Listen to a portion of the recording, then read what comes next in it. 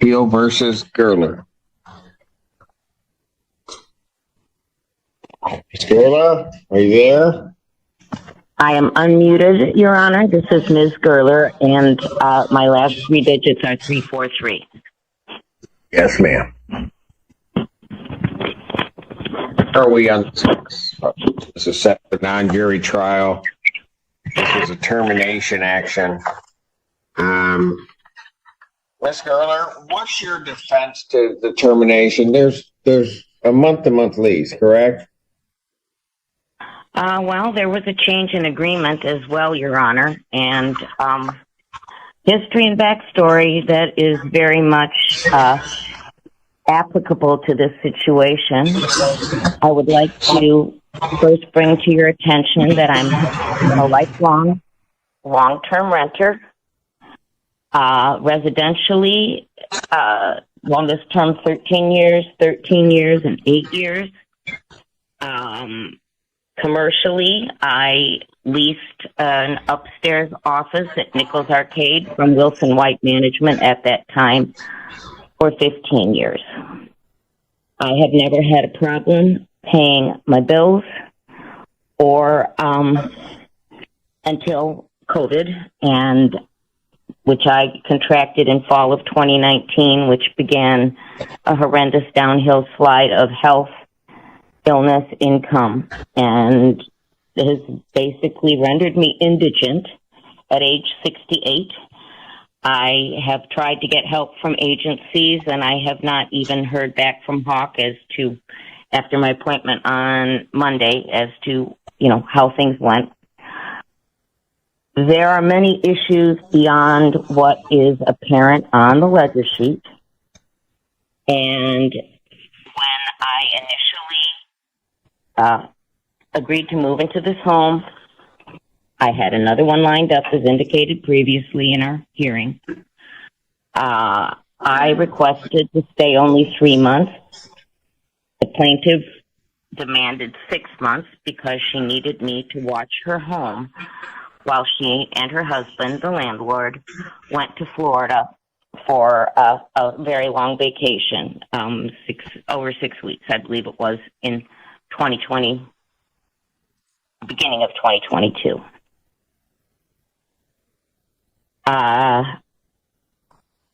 Problems arose Ma'am, can I just stop you one moment? Absolutely. All right. This is filed as a termination action.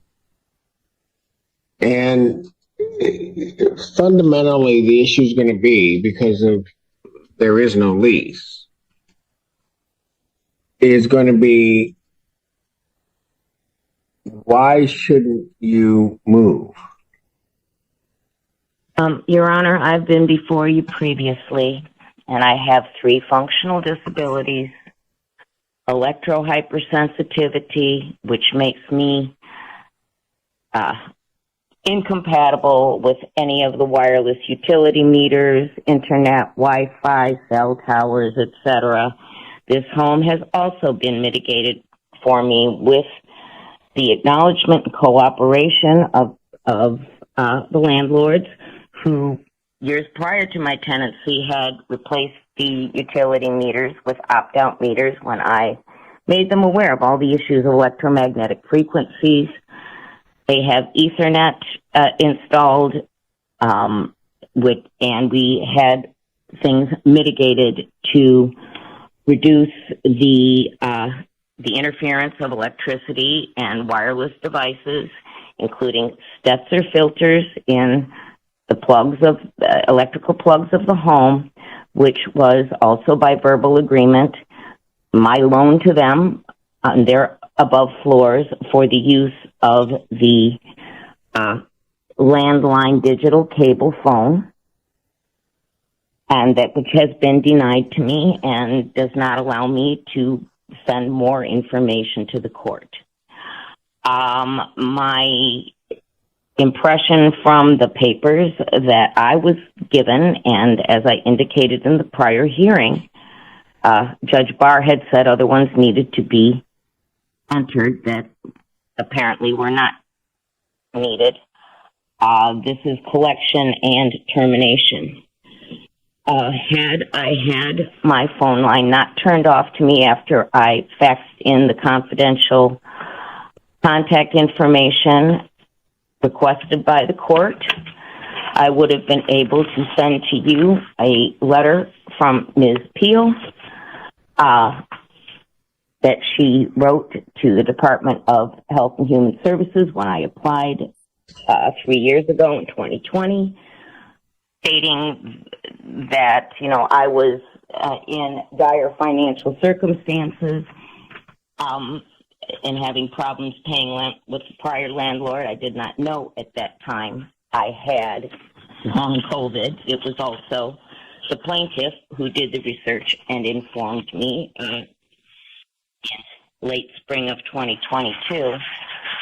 But they have awareness of all my frailties and vulnerabilities, which they have not been honoring in any degree, and knowing how very difficult it is for me to find a safe place to live, and I'm going to have to move rurally. There is no housing, affordable senior housing, etc. I can be in because of everybody else's need for wireless devices, which are beyond hazardous to me. I suffer from post-traumatic stress disorder from a car accident where when I requested aspirin, they wouldn't give it to me, but narcotics and opiates that were not compatible with me, and a closed head injury that was not diagnosed for a year and a half. So I have 3 strikes against me just as a person functioning in the world with the long COVID, the electrohypersensitivity, and the PTSD. I have been subject to some very harsh, intrusive, invasive treatment as a tenant here for some time prior to these recent occurrences. And the assumption that one has of autonomy, privacy, and enjoyment of property when renting a property have also been denied me. Okay, Ms. Garland, I'm going to stop you for a moment, okay? Sure. Those aren't a basis for me not to grant a judgment to the plaintiff, or at least possession. The issues that you're talking about may relate to their monetary claim. But as to the issue of possession, why shouldn't the landlord get their property back? Let me try to put it that way. Your Honor, I was under the impression that Hawk and other agencies would be assisting me with the back rent so that I would have time to find a suitable place, because I will literally be on the street with my possessions. I would say that would be today's equivalent of delivering a head on a plate. I have nowhere to go. I have no vehicle. I live as a virtual student.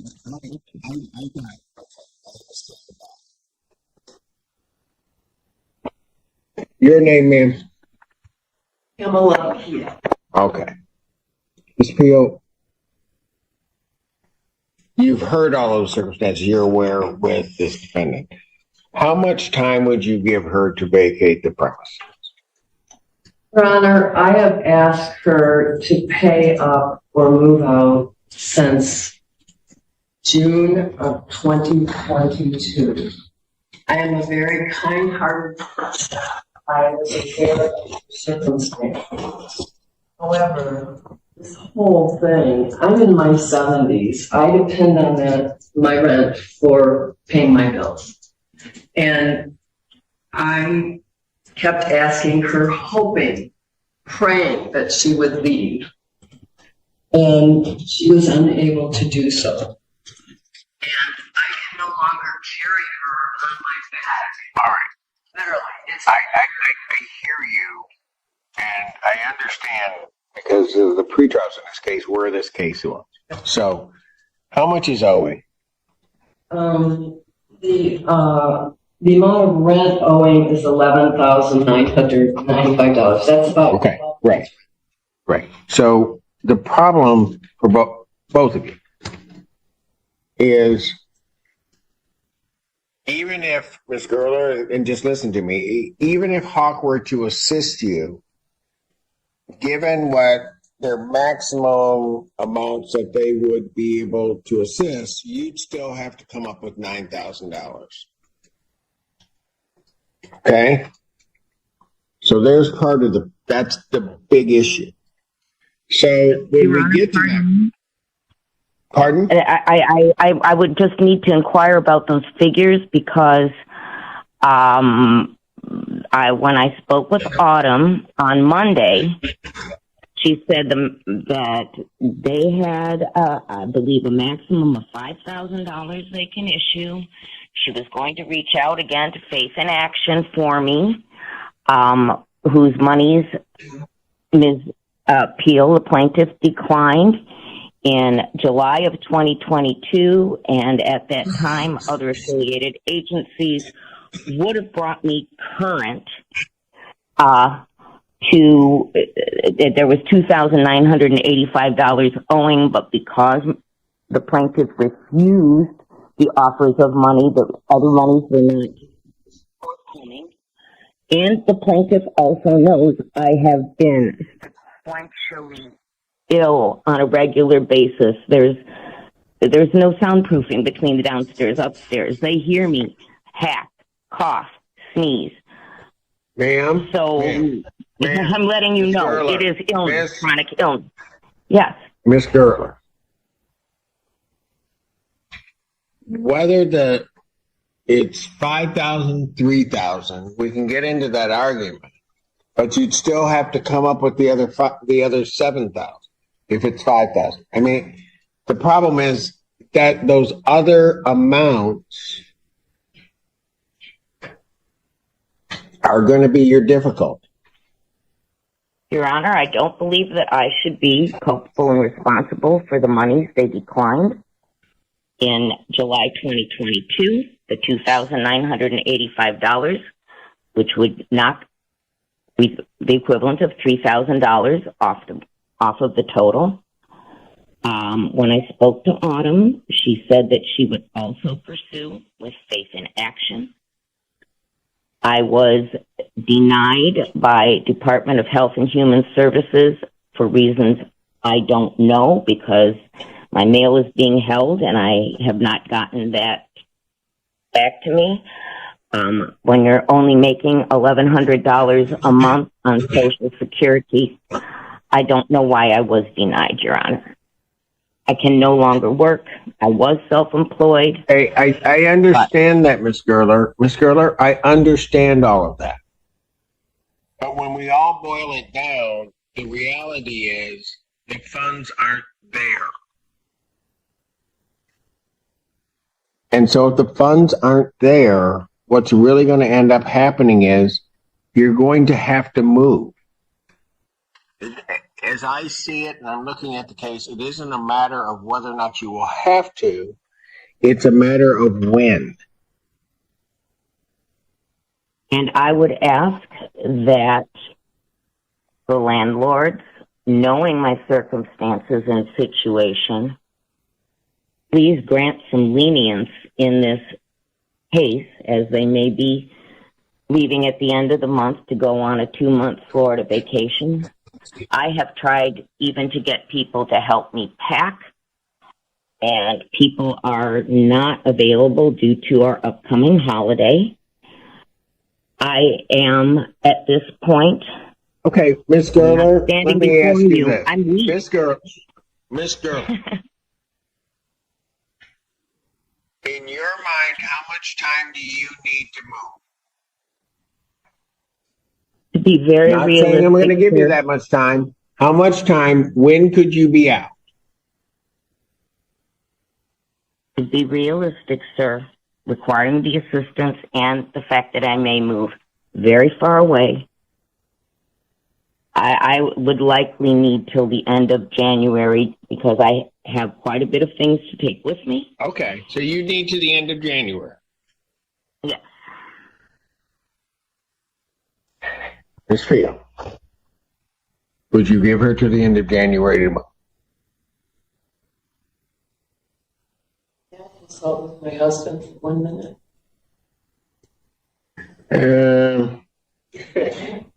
You look like the brain trust, but yeah, go ahead. You can talk.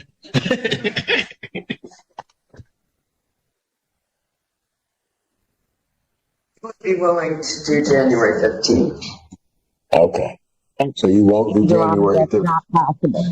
I apologize for interrupting. It's not possible. Ms. Gerler? Yeah. Ms. Gerler, hold on. Yeah. Anybody have anything else to say? Before I give you my rule. Your Honor, if there was anything else beyond hold on, I did not hear it. This is... No, okay. I was just asking if anybody else wanted to say anything else before I issue my ruling. Your Honor, I would like to say, if it is possible, they hold $995 as a security deposit, which they could keep for the month of January if I were allowed to stay. And, of course, we'll continue to look for additional help to pay. But they know my circumstances, and... Yes, they do, Ms. Gerler.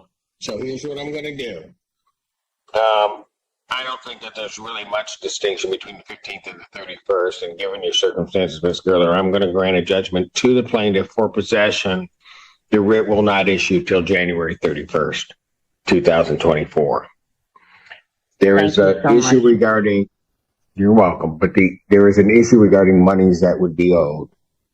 And so a trial on any additional monies that will be owed will be set for March 5th, 2024 at 9 a.m. in person. That will give time. The reason I'm setting it out to that date, that will give time by the time she vacates the premises to then you can do the inspection and you can have all of the damages that we can figure out and hopefully have it told. All right? Any questions from Your Honor, yeah. the only comment that I have to say, and I'm very sorry, but I cannot appear in person. I can only appear via remote Zoom. All right. Due to my disability. I understand that, ma'am. All right. Yes, ma'am. Your Honor, you struggle Getting into for many months now. Since I asked her to leave, pay up or leave from the possession that I filed a few months ago. October. The tenant has not paid us any rent, and she will not let us have access to our mechanical room, which unfortunately is we have to have access to the mechanical room through her apartment. And we give her notices, and then we have people come, and she will not, oftentimes won't answer the door, or will just say, whatever excuse, and then we have to continually deal with it. That's why I really didn't want to extend the time, but I understand your perspective. It's been very difficult dealing with her. And Not good. looking forward to this being completed. And I just we do want access to our machine. All right. Under paragraph 10, Your Honor? when you fill out... Yes, Ms. Gerler. I would like to respond to that, please. Which part? The part about them wanting access to their mechanical room, or access to the apartment. I have been subjected to an increasing amount of hostile, threatening, aggressive action, pounding on the door. Ms. Gerler? Ms. Gerler. I would allow them in to do whatever they need to do, but not by myself, with someone else. I have not resisted them. I have been literally ill when they wanted to Okay, come so in. here's, Ms. Gerler, here's what I'm gonna do. On the judgment form, when you fill that out at the counter, under paragraph 10, the defendant is to allow plaintiff access to the mechanical room upon 48 hours notice. Ms. Gerler, that will give you time to get somebody there. That's adequate notice that you, if you're gonna have somebody else go in and look, you got the time to do it. Your Honor, that is totally fair, and Thank you. That's what I do. I'm very impressed with you, Your Honor, so thank you. Well, thank you, Ms. Gerler. I appreciate that. Will you put that in writing, or do I need to? You need to write that under paragraph 10 on the judgment form when you pick one up the front. Okay. And what exactly do I have to say again? Defendant, you know what? Go fill out the judgment form. I'll put it under paragraph 10. Okay. I actually have it filled out, but this, it wasn't just for possession. This was. There's a money portion of it too. It's, you wanted possession and you want a money judgment, or So I can give you both of those. you can give me the judgment form. The money judgment piece I've adjourned to March. Okay, so then I don't fill out the money piece. All the rest is. Do you have the, I have a form. I didn't expect it. okay. Put the names on there. I'll fill the rest out. Okay. All right. Thank you. Thank you. Thank you, Ms. Gerler. And both of you have a very happy. Hang on. Hold on, counsel. I'm not going to worry about it at this point. I'm just trying to get through these. Come on.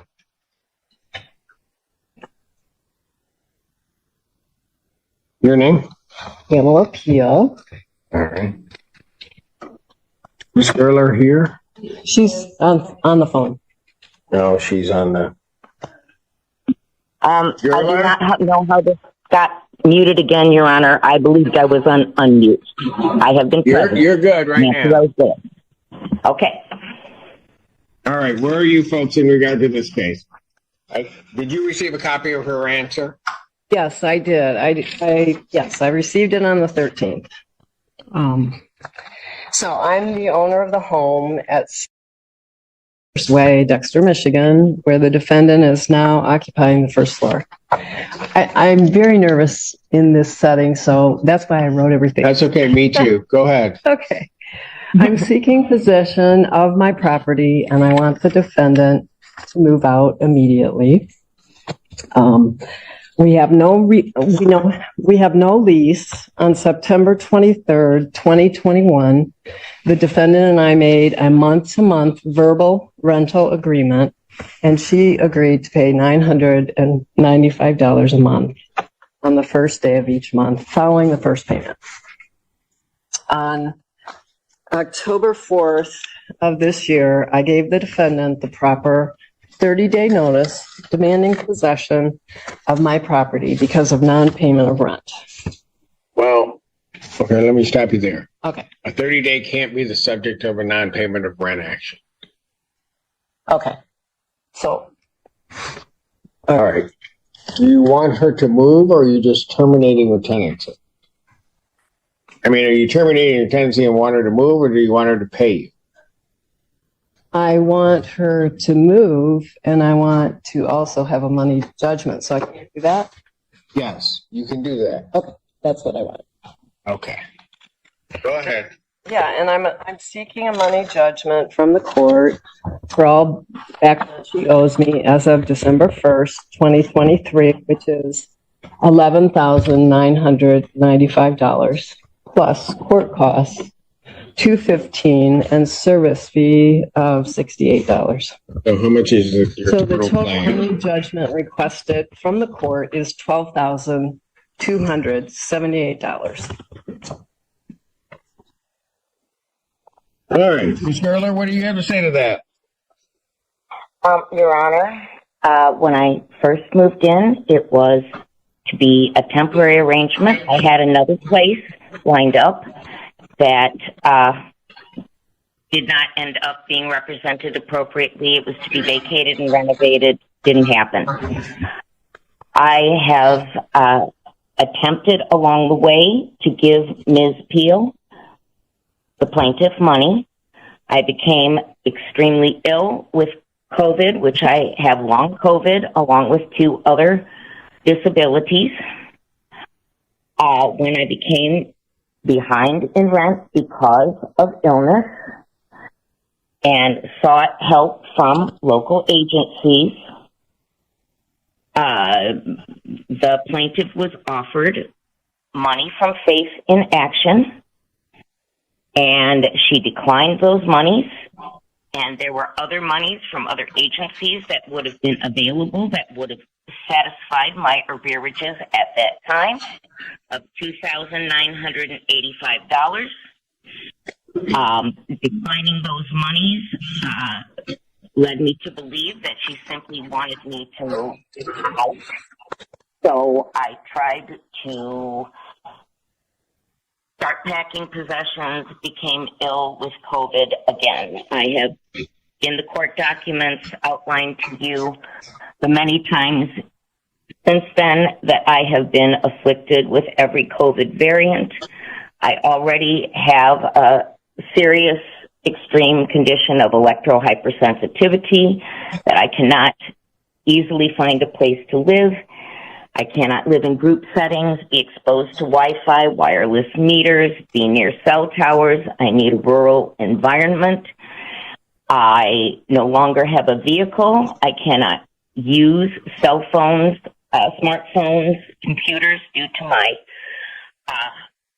electrohypersensitivity, and I thank the court for granting this Zoom appointment at the last minute, since I was not supplied the forms necessary in the personal mailing service I received, and was actually waiting because in our December 1st hearing with Judge Barr, he informed the plaintiff that she had filed incorrect paperwork and needed to refile. So I have been waiting for that paperwork to come, which I don't know if something changed and was not necessary.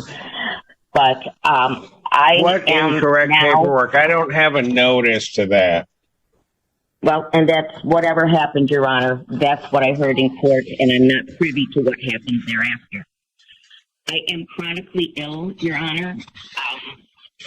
When I get well, Ma'am, I cannot.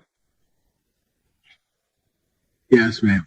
I spoke with my attorney counsel yesterday, and she said my paperwork was fine. I think it was just not clear to Judge Barr what I wanted because I didn't know how to present my case. So, Well, yeah, I actually see what Judge Barr is saying right now. You filed 2 different notices. That's why. I got it. It's fine. I think. Hold on. That's not that one. Right. You filed 2 different ones, but you got, it appears to me, the correct paperwork. Okay. Your Honor, just to respond, that's what I heard from the judge. And my legal but counsel, this is another judge saying that that's wrong. It's correct. and that's fine. I have no problem, but I was Okay, waiting good. on that paperwork. I know that the plaintiff is someone who tries to do things appropriately, but what did not happen appropriately with this home that has been a long time rental is that there is no certificate of compliance on file with the township. And the Okay, so when are you going to move then? Your Honor, I have had to deal with all the demands of the court, so I cannot explore that yet because I was required to apply for SER with the DHS, which was declined. I have contacted every agency available to me thus far. Ma'am, do you understand she doesn't want you to pay rent and stay? She wants you to leave. I understand that, sir, but to comply with the court, and the paperwork required for this hearing, DHS, that's where I have put my first attentions. I have been packing and moving things out of the house, which they have witnessed, but because of my extreme sensitivities, it is not easy for me to find a place where I can live safely. I have just recovered from my last bout with COVID, which has severely impacted me for the last 4 years and created these issues. And I have also... Ma'am, I understand all of that. The question becomes, when can you move? That is a question mark to you and me both, Your Honor. I do not know. I have nowhere to go. I am solo in this world. I have no vehicle. My car broke down June of 2022. And my situation is not a good one because of chronic illness. My energy is not reliable. I'm sometimes 12 hours in the bed. Okay, ma'am, I can appreciate all of that. But you also have to understand that the landlord is entitled to her premises back. I understand that they request their premises back, and I have an appointment with Hawk on Monday. To what degree that will help, I do not know at this point. I have been unable to find assistance from anybody because they say I am not sustainable, because I am now forced to live only on my Social Security income. Okay, ma'am. Here's what I'm going to do, because this has got to...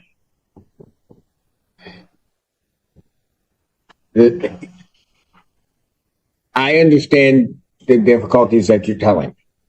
I also understand that the landlord needs to resolve that. So I'm going to set this for a trial. You raised some issues in your answer, but I'm going to set it for yes, ma'am. When I talked to my attorney, she said that there is no requirement for the compliance regulations in Webster Township where I live, and she's an attorney from Dexter. So, they know more. They know more than us here, us other country folk from Pittsfield, or what? I guess. I don't know. That's what she said. Is that correct? What?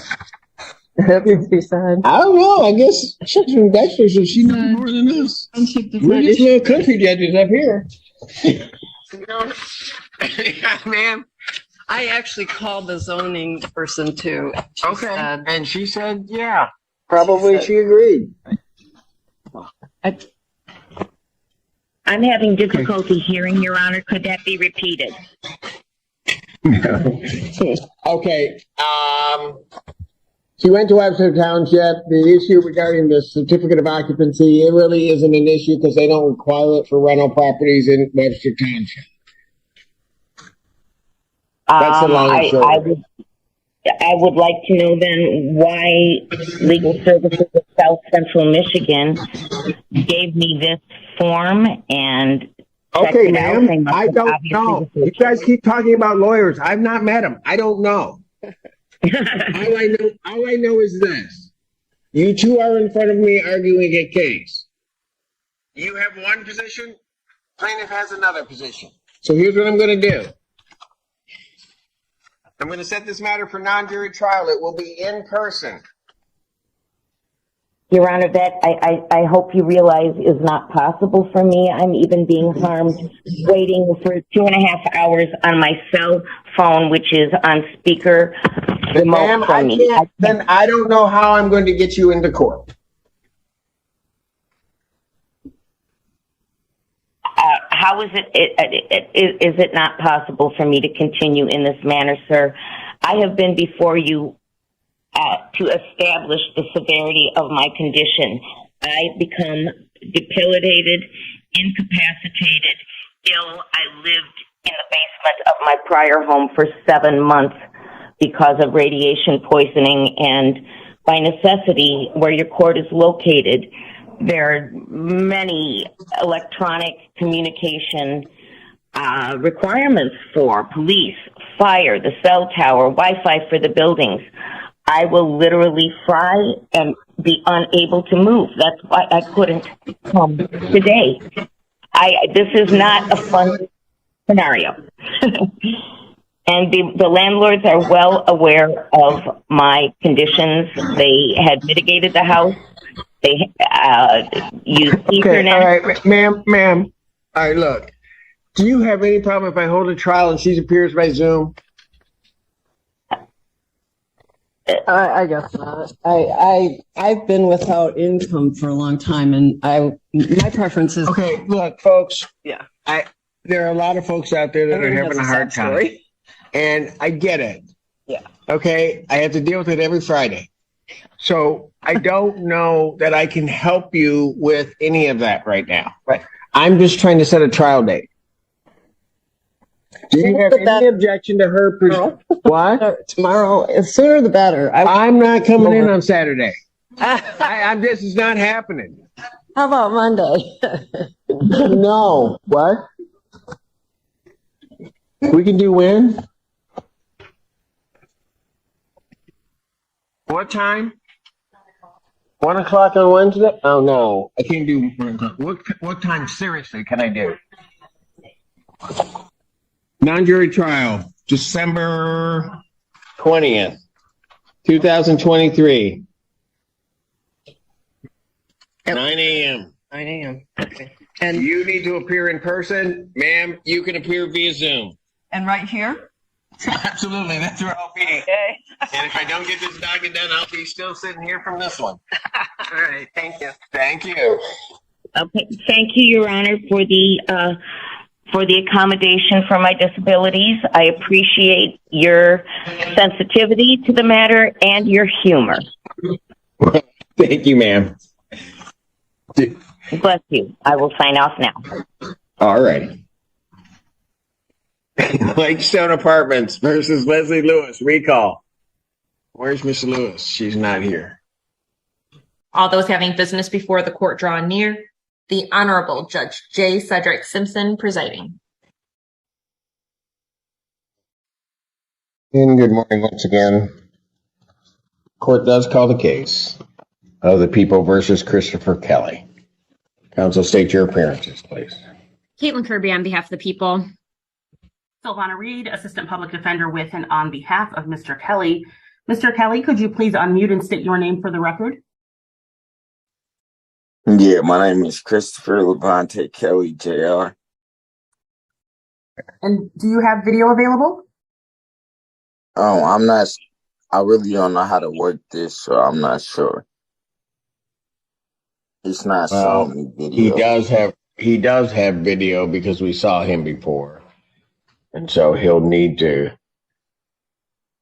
I don't know if he's in a dark room or where he is. Because the video's on and I see things moving, but there's no light. Yes, he has to come into the light. Okay, there he goes. Thank you. All right. Okay. Your Honor, this is the date. Go ahead. This is the date and time set for a bench trial. At this time, the people are ready to proceed.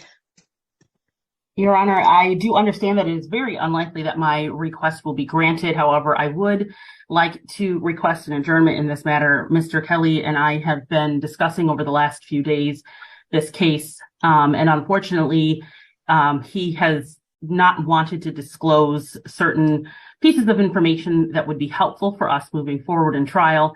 Again, I do understand that it is very unlikely that my request will be granted, but I do think that it is in his best interest for me to request an adjournment.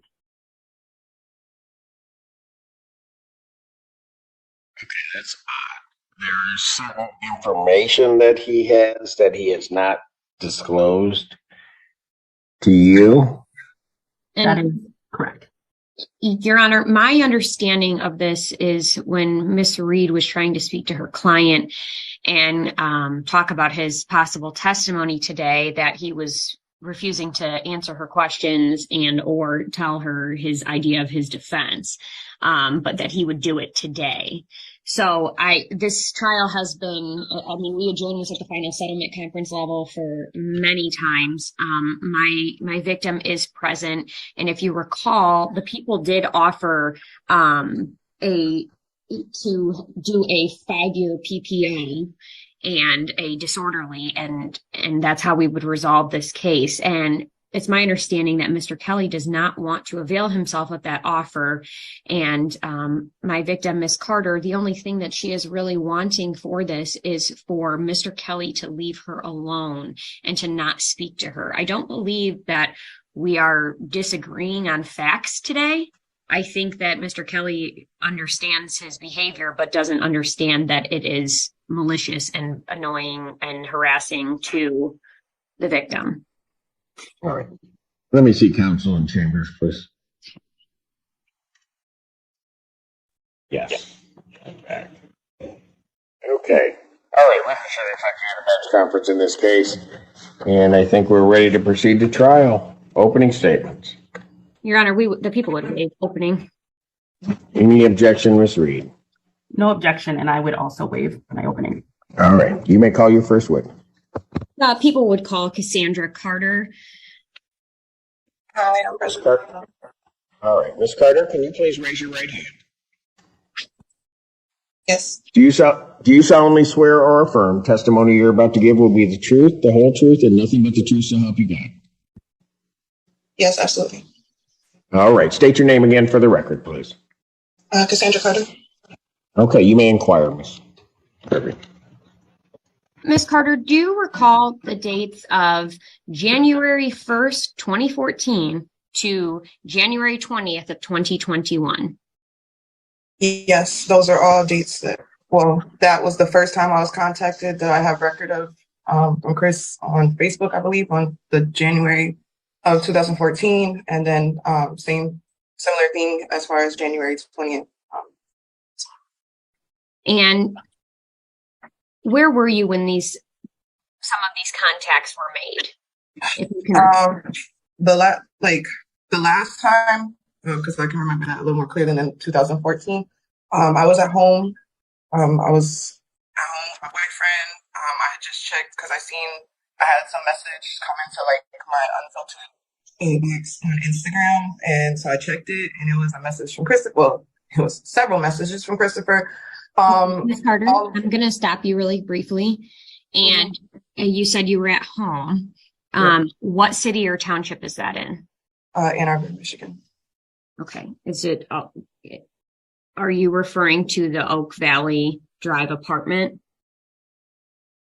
Yes. Why would you ask me specifically for the address? Okay. Let's do it this way. She's asking for a reason, Ms. Carter. Yeah. Are you, you're a resident of Pittsfield Township? Yes. Okay. That's what we need to know. She has to establish venue. Ms. Kirby, go ahead. I was at a different address when the stuff started. I'm here now. So No, that's fine. It's just she has to establish venue that it occurred in the venue that we're hearing the case in. Okay? Yeah. Okay. Go ahead, Ms. Kirby. And Ms. Carter, these are the questions that we spoke about. I have to make a record so that the judge understands. Okay, that's fine. And when you were receiving these messages, through what were you receiving them from? So it was mainly through Facebook. The last one that came through, it was because, to my Instagram, it was because Facebook and Instagram did this weird, merger. So if you send messages from, one of the app, it'll come into, your other box as well. That's how I think that. So those are the main ways I was contacted, during this case. Even though he was told not to have contact with me, he still did go ahead and make a whole new actual Instagram page. So this is on another site. And proceeded to monitor my stories until I reported that to you guys as well. And when you say he, who are you referring to? Christopher Kelly, yes. And do you see Christopher Kelly on your Zoom gallery? Yeah, I see him. Okay, and can you identify a piece of clothing that he's wearing? He has on a black do-rag and a black t-shirt. Okay, let the record reflect that this witness has identified the defendant as Christopher Kelly. Record shall so reflect without objection. Thank you. And these messages that you received, Miss Carter, what were the contents of them? This last time it was pretty angry. It started with stuff like, I'm not shit, I'm not gonna be shit. That the only thing he did wrong was love me since 2011. And then he would go back and be like, I'm sorry, I love you. And then he'd be like fuck you, bitch. Like, it was just like going back and forth. I think that was when he sent the photo of the girl. Okay, I'm gonna stop you really briefly. Yes. Mm-hmm. And how did these messages, when you received them, make you feel? It was scary. And it's confusing, honestly. I don't understand what the fixation is. I really don't. I mean, like, the last time I've seen this person or dealt with this person, I was like 15 years old. I'm 34 now. This is beyond ridiculous. And so you said you felt scared? Yes, it's terrifying. I mean, like, the fact that it's such a fixation. When that actually happened that day, I had my boyfriend call him because he had put his number in there and was telling me to call him. And I felt like maybe because I've tried so many other ways to make him leave me alone, I felt like maybe like another man would, like, kind of scare him off and like get the message through, kind of thing. And Ms. I Carter, remember. I'm going to stop you so I can ask you some more pointed questions. Yes.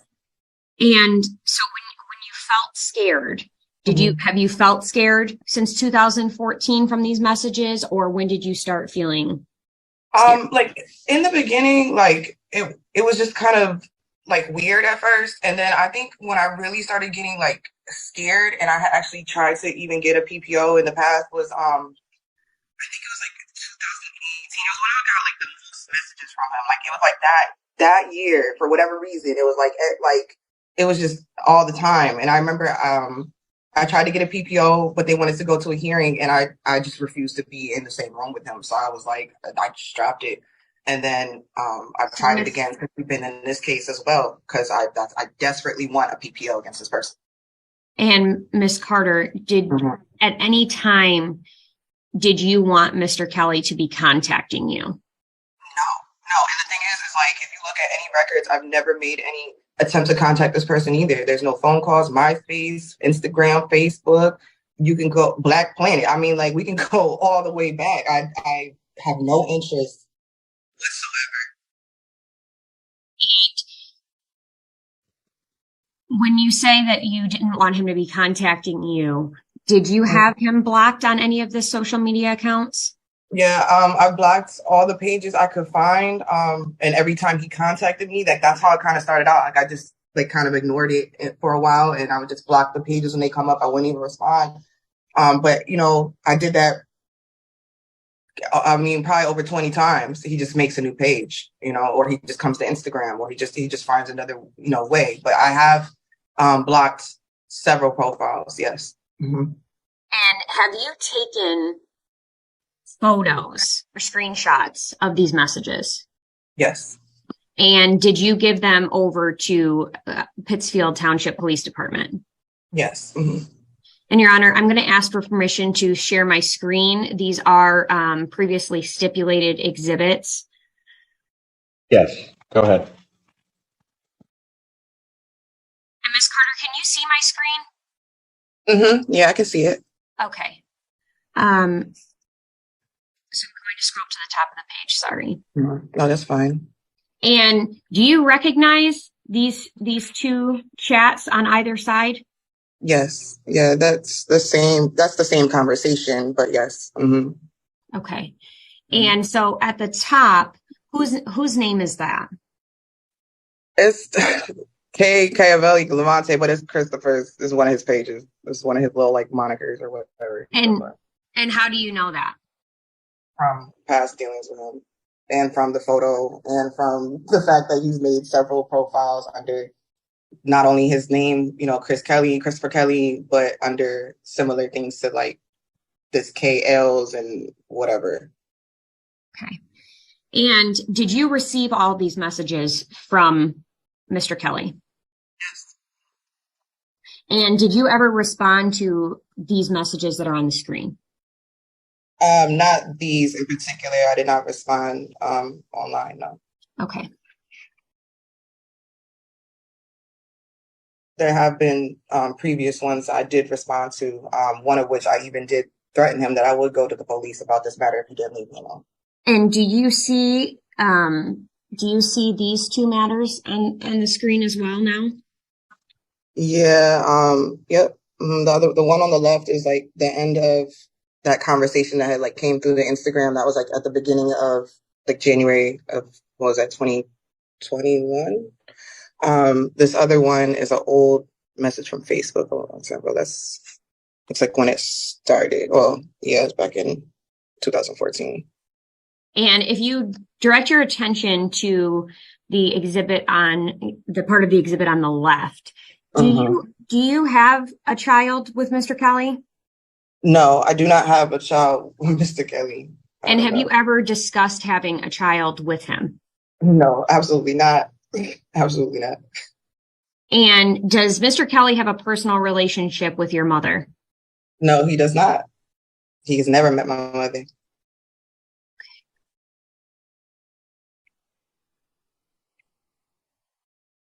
do you see these two things on the screen now?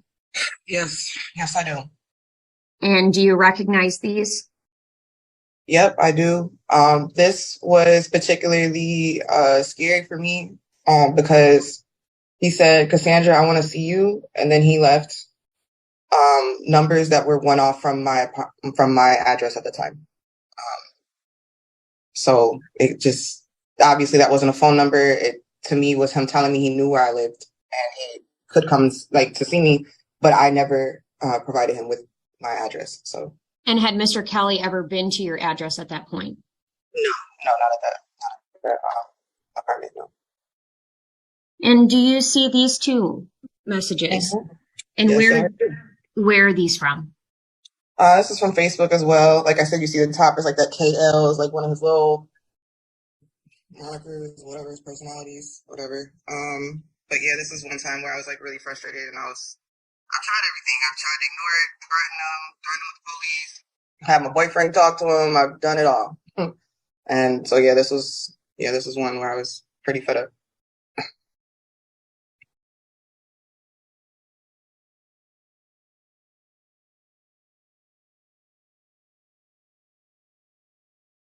And do you see this on these two new ones on your screen? Mm-hmm. And can I direct your attention to the left-hand side? Yes. Have you ever made phone calls, besides the ones that you stated earlier that you had your boyfriend at the time call him? Have you ever made personal phone calls to Mr. Kelly? No, I haven't. And then that number that I provided there, that 281-330-8004, it's a joke. It's Mike Jones' phone number. Like, it's an old rapper, and that's what he used to say. It's not a real working number. It's a joke. You know what I'm saying? So I just put that down. But I've never called that number. I've never spoken with him. But if you can see on that right side, he has tried to call me through these apps as well. It's not just messaging. And have you answered any of these phone calls? No, absolutely not. And how do when he calls you on the apps, how do those phone calls make you feel? Just violated, annoyed. Again, confused because I just don't know why after so many years this is like a thing at all. I really just don't understand it. I mean, like, we were literal children. It really wasn't that deep. It's been 20 years, I mean, I just don't understand. And at any time, did you invite Mr. Kelly over to your home? No, not at this point. No, actually, no. I never did invite him over. Nope.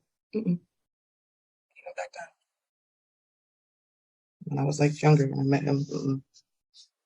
Okay. And at any point, did Mr. Kelly send you a photo? Yes.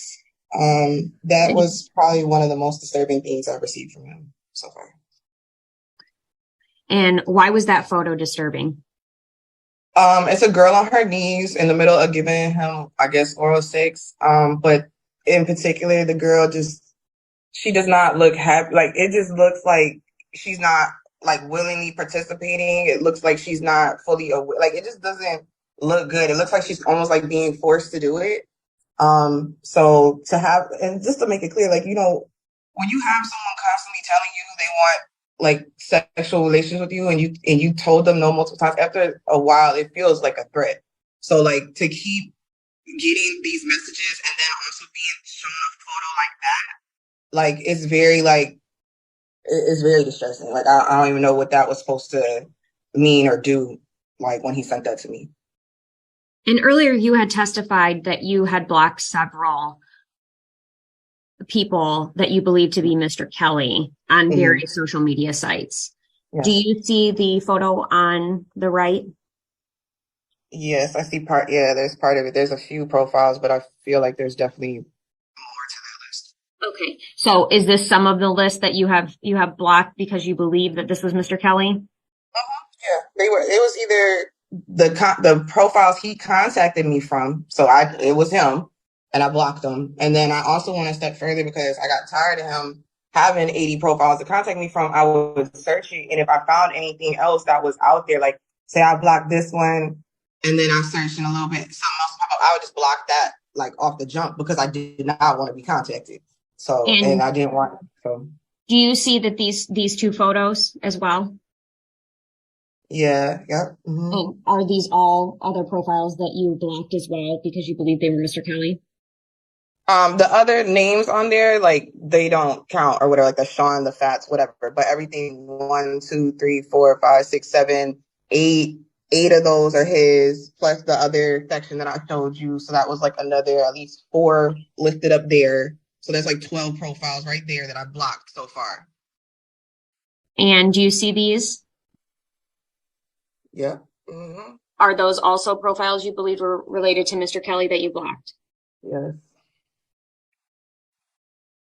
And has everything that I've shown you been a fair and accurate depiction of the screenshots you received, or the screenshots you took, and the messages you received from Mr. Kelly? Yes. Mm-hmm. Your Honor, I don't have any further questions for this witness at this time. And I'm sorry, the people would also move to admit people's exhibits 1, 2, 3, 4, 5, and 6. All right. Any objection to the exhibits? No, none. Exhibits 1 through 6 are admitted. Cross-examination. Thank you. Good morning, Ms. Carter. My name is Silvana Reed. I am a public defender and I represent Mr. Kelly. And I just have a couple of questions for you that I'd like to follow up on. The first one is, how did you come to know Mr. Kelly? I met him at Pine Lake at a community center party. I was in like 8th grade at the time. A friend of mine named Tierra Warren, she has family out there because I was like on the other side of the town. I'm not from out there in Ann Arbor. I was staying in Ipsy. So I had went out there for like a party with some friends essentially, and he was there as well. And do you know what year that was? I can tell you I was like 12 or 13. I can't tell you the exact year, but I know I was like 12 or 13 years old. Okay. And would you describe your relationship with Mr. Kelly as romantic, platonic, or maybe more just an acquaintance? I mean, it's kind of a joke to describe it as like romantic because to talk about 2 13-year-old kids dating or whatever is kind of a joke to me. But I mean, I guess you could say that. I guess. At that time. Yeah, at that time. And then at what point would you say that the romantic portion of the relationship ended? I mean, again, Chris if you was would kind even of seemed to categorize have moved on to somebody else. I had heard some things in between, so I hadn't dealt with him. The biggest thing I think that like when I really stopped dealing with him was he had came like back to me, and I was like right after his brother had passed, and like was looking for some sympathy or whatever. And so I felt bad for him, and so I started kind of like talking to him again. And then he was dealing with another girl named Kristen, who had developed like a pretty good reputation for fighting girls. Long story short, it came to my attention later that he incited violence against me through her, told her to try to break my nose, which she did attempt to do when we fought at a community center party in downtown Ann Arbor on my freshman year of high school. So I would say after that, that was like the absolute last straw. And so when was the last time that you had wanted contact with Mr. Kelly? Let's see, I was like maybe 14 or 15 because it was like around my freshman year.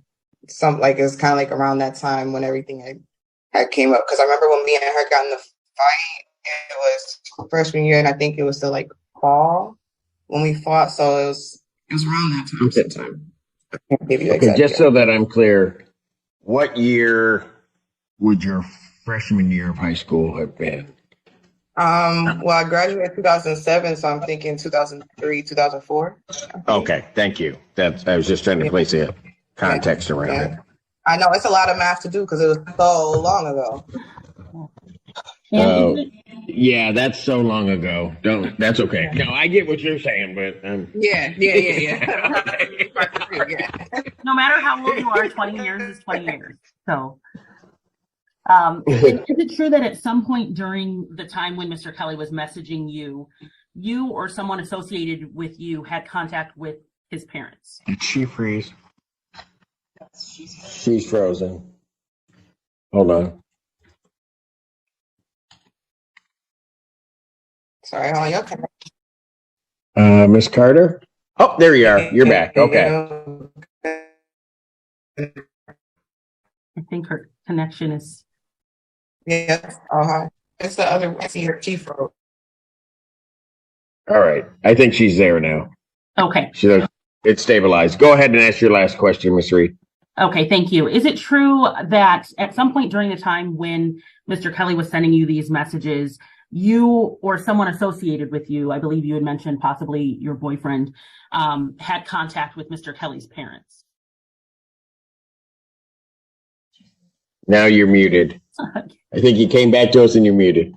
Sorry. Yeah, that's true. Oh. That is correct. His dad was texting my boyfriend's phone because I wouldn't do it on my phone. Okay. And is it true that Mr. Kelly's parents informed you, or his father, I believe, informed you of his mental health issues? He informed me of his mental health issues in addition to his drug use. And he did so in a way that he just didn't want to see Christopher get in trouble. He felt like Christopher's behavior was just immature behavior. So he was basically trying to deter me from pursuing this case. And did his father let you know that his parents understood that his behavior was problematic? Yes, I mean, he acknowledged that he has the issues, but again, to me, it sounds like they just don't want to see him get in too much trouble for it. It's like, I know this is going to happen. He does these things, but again, that's their problem to deal with. That's not mine. And did they inform you that they were going to discuss it with him and ask him to stop contacting you? He said that he was reaching out to him, but he kept hanging up on them and that he was not receptive. So anytime anyone tells him to leave me alone or try to talk about this issue with him, he's not receptive. So there was nothing that they can do. Since this case has begun, have you had any contact from Mr. Kelly? As in his father or as in him? As in him. Christopher Kelly. As in him, not direct contact, but one thing I found particularly disturbing was after this started and he was on the no contact order for me already, he still went ahead and made a brand new Instagram page. So now we've hopped on Facebook and went to Instagram and then was monitoring my stories. But he's had no contact with you, correct? But you can't be on there watching my stories. You shouldn't be on my page at all. Like, why are you watching my stories trying to see where I'm at, what I'm doing? People post locations, events, different things. I work in a field where he has not had direct contact with you. Is that no? correct? He has not since the no contact order has been placed. No, he has not. Okay, thank you. No further questions. Anything additional? No, from the people? All right. Thank you. Well, I just want to be clear, Ms. Carter. Mm-hmm. From 2004 at least through 2021, mid 2021, so 2 years ago, which is the framing of the complaint. You've had unwanted contact from the defendant. Yes.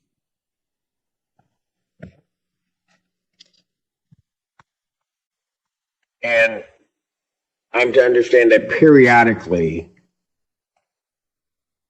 either through someone else or I don't think there was any contact that I saw that you indicated you didn't want any contact directly to the defendant, right? You said that was two questions. Let me break that apart. Okay, wait. Is there a point at which you told the defendant you no longer wanted contact between those years, between 2004 and 2021?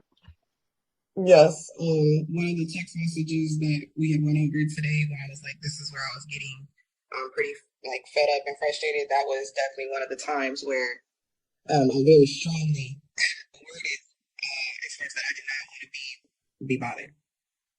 Right. And then Okay. I would take like means to not be bothered as well. So I've tried every means. I've tried to ignore him. I've tried to curse him out, threaten him, told him leave me alone. I've tried to have my boyfriend do it. I'm getting y'all involved. I did it all.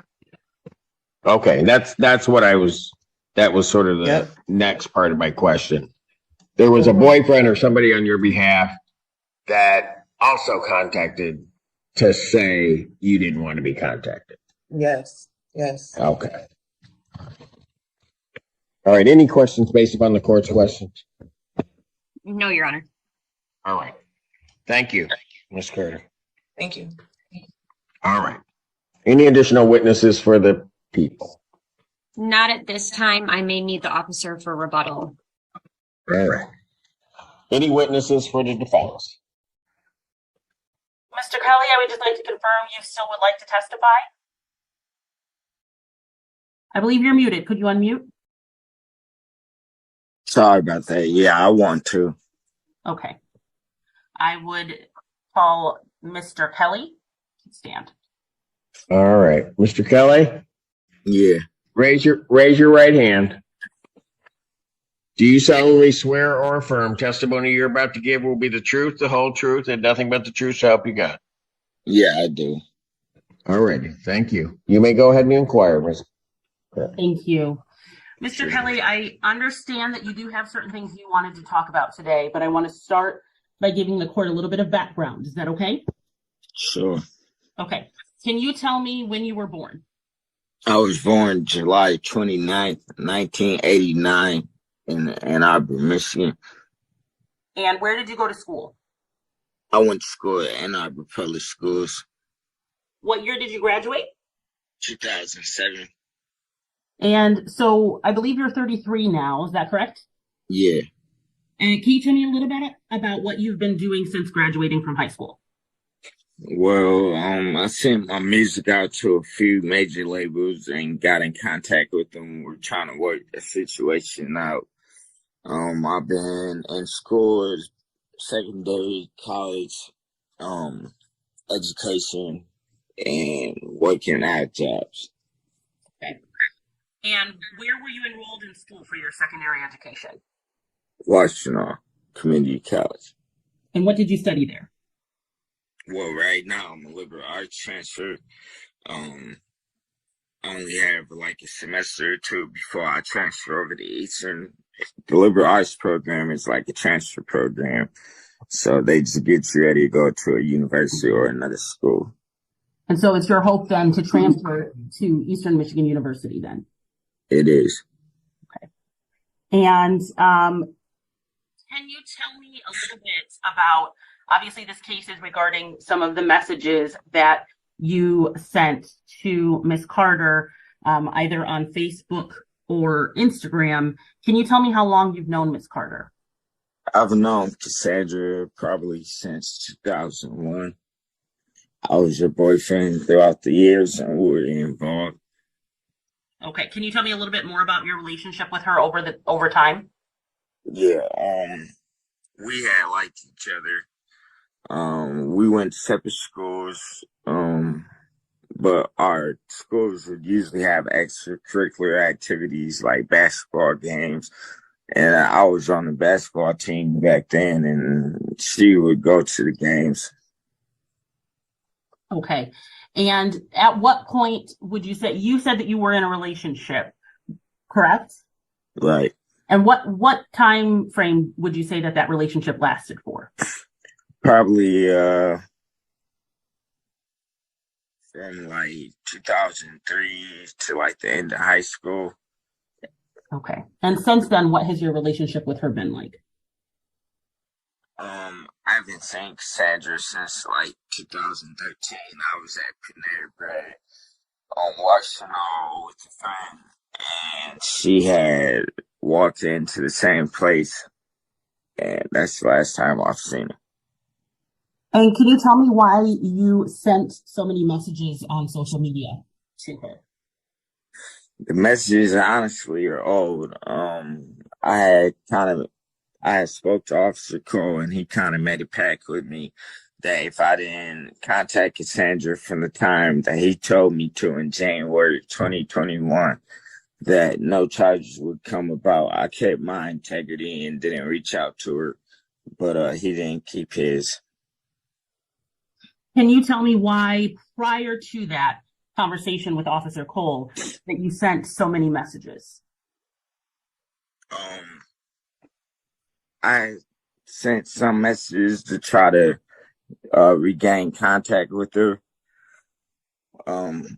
We hadn't seen each other in a while, so I was just thinking that maybe we could get back together. And so I sent some messages, but I had never called Cassandra on her cell, never texted her on her cell, never used means of communication to threaten her because no threats were ever made. And I never used any. I understand. But let's just focus on the messages for right now. What was your understanding? She would send some messages asking you to stop. What was your understanding of what she meant by those messages? Well, like I was saying, I mean, I never used means of communication to harass her because she was hitting me up. She had asked me for my phone number at a time, and then there's another message where she had said that she would have my child if I pretty much ate her groceries, which I'm believing means eat her vagina. And also had hit me up on occasion throughout the time I had sent her the message. So just to clarify, when you received a message back from her, you thought that warranted a response, that meant that she wanted to continue the conversation? Yeah. Okay. Can you tell me about why you created the new Facebook profiles? Well, I already had a lot of pages. It wasn't for any specific reason. Sometimes I make a page and I like it, so I make a new page. And I have a lot of pages on Facebook, so it's not just to contact her. It's just that I have a lot of pages on Facebook as it is, just for whatever reason. Okay. And did you ever want to threaten Cassandra with the messages that you sent? No. Me and Cassandra, I mean, we've been estranged because we haven't seen each other or talked to each other, but I never felt like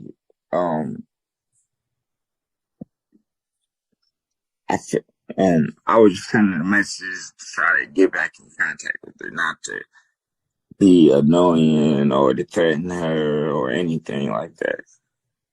And did you ever intend to scare her with any of the messages that you sent? No. And ever since you had that conversation with Officer Cole, you have not had contact with her. Is that correct? Correct. That is all, Your Honor. All right, cross-examination. Mr. Kelly, you stated that your relationship with Miss Carter ended in high school. Well, I mean, it was kind of open. No, Mr. Kelly, it's a yes or no question. Did your relationship end sometime in high school with Miss Carter? Somewhat, but not necessarily. Okay, yes or no? Not necessarily. Okay, can you explain not necessarily? When did your relationship end with Miss Carter? We never really had like a breakup or we just So- were estranged and weren't really having too much contact with each other. So are you stating that you still believe you're in a relationship with Miss Carter? No, that's not what I'm saying. So when is the end of your relationship? It's hard to say. Like we were in high school and she would come over to my place. Okay, and thank you. So you were in high school. Yeah. So if your relationship ended around high school period of time, you're saying that you sent these messages because you felt like you could get back together with her after seeing her one time at Panera? Can you repeat that one more time for me, please? Yes. So you stated that your relationship was over around the period of high school. I mean, And then I'm not saying. And then the next time you saw her in person was at Panera Bread. Is that correct? The last time I've seen her in person was Panera Bread Crate, but I can't really say when our relationship ended because we were open to talking to each other again. When I had seen her, we talked and we never said it was we never ended the relationship saying that we'd never get back together. It was a possibility or hope that if things happen, if things were different. So when Miss Carter told you to stop contacting her and she was going to get a restraining order against you, you thought she wanted to be in a relationship? No, I was confused. I was kind of confused because she was sending me messages saying, hey Chris, what's your phone number? She had one over to my grandmother's house on the day she made the police report with whoever she was with. And Thank you, Mr. Kelly. uh, So you saw the messages that I put on the screen, correct? no, I wasn't able to see them clearly, no. Okay, so I'll read some of them to you, and you can tell me if you recall saying these things. Okay. From this is one from January 11th. The only thing I regret is loving you since 2001, you bum ass bitch. What about it? Yeah, Did you send that message to Miss Carter? Yeah. And do you believe that someone who received that message would take that as a loving comment? No. And do you believe that that sounds intimidating and or would annoy someone to be called a bum ass bitch? Can you repeat that one more time? Do you believe that if someone received this message and was called this name, that would annoy them or disturb their peace? Oh, the words aren't kind, no, and I apologize. But I don't know how she would feel. I can't tell you, to be honest. I'm not asking you how Miss Carter would feel. I'm asking you how you think someone would feel. It's hard to say. Okay. And if you knew that you were blocked from Miss Carter's account, is that correct? No, I didn't know that. So you didn't send a message that said unblock me, baby girl? I don't have all the messages in front of me, so I couldn't say. Okay. So if I told you that I have the message that I showed on the screen earlier that you couldn't see that said unblock me, baby girl, would you deny sending that? Do I deny sending it? No. So if you're asking someone to unblock you, don't you think that means they don't want to have contact with you? I mean, honestly, contacting a person on Facebook, not speaking as far as right now, but to hit somebody up on Facebook, try to get back in contact, it's not a crime. I'm not saying that's a crime. That's not what I'm asking you. I'm asking you if someone blocked you and you are asking them to unblock you, what do you think the reason is that they blocked you in the first place? I don't have that answer. So do you think someone would block you because they want to be in a relationship with you? I mean, it's like, I don't know how she felt when she blocked me. I can't tell you that. Okay. And you stated that you made a bunch of Facebook profiles or social media profiles because you just didn't like the other ones. Right. So once you were blocked on one account, wouldn't you think that you would want to block you on all other accounts? I mean, I'm not up to date with social media privacy and stuff like that, so can't tell you. Okay. So when Miss Carter wrote to you, I'm done with this, I've been done, you want charges, that's on you. And you responded, I need you. I mean, I was trying to talk to her to let her. I was, can you just ask your question again, please? Do you believe that someone who wrote, I'm done with this, I've been done, wants to have contact with you, Mr. Kelly? I mean, we both said we were done at the time, but the contact, I mean, she would come over to my grandma's and she would contact me on, I'm not sure if it was Facebook. And when you sent a or photo, Messenger. and when you sent a photo of a woman giving a blowjob to a man, what was your intent behind that? To pretty much stop talking to her because I was hearing rumors that she was doing this and that, and pretty much that like we're kind of platonic throughout the years. I know I haven't had contact with her, but we're platonic throughout the years, and I didn't. Do you think that sending that photo would be disturbing to a reasonable person? Depends on how it depends on how they feel. Okay. I have no further questions for this witness, Your Honor. Any redirect? No, Your Honor. Any additional witnesses for the defense? No. Any rebuttal witnesses for the people? Your Honor, I would just like to recall Miss Carter briefly. All right. Hi. Yes. Hi. Okay. Miss Carter, I just remind you that you are still under oath. Yes. All right. Okay, thank you. You may proceed, Miss Kirby. Miss Carter, did you ever speak to Mr. Kelly about getting back together at Panera Bread?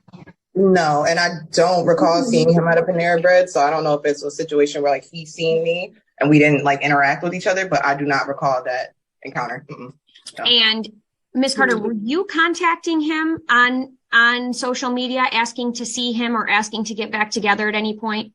No, ma'am. Like I said, you can go back through any record that you want, phone, any social media. I've never tried to maintain any type of contact with this person.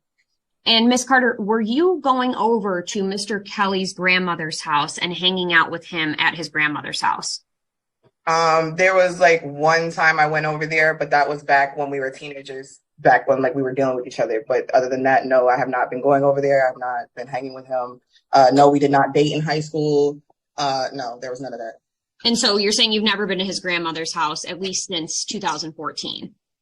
Yeah, I mean, even before then, it was way before then even, yeah. But yes. Thank you. No further questions for this witness, Your Honor.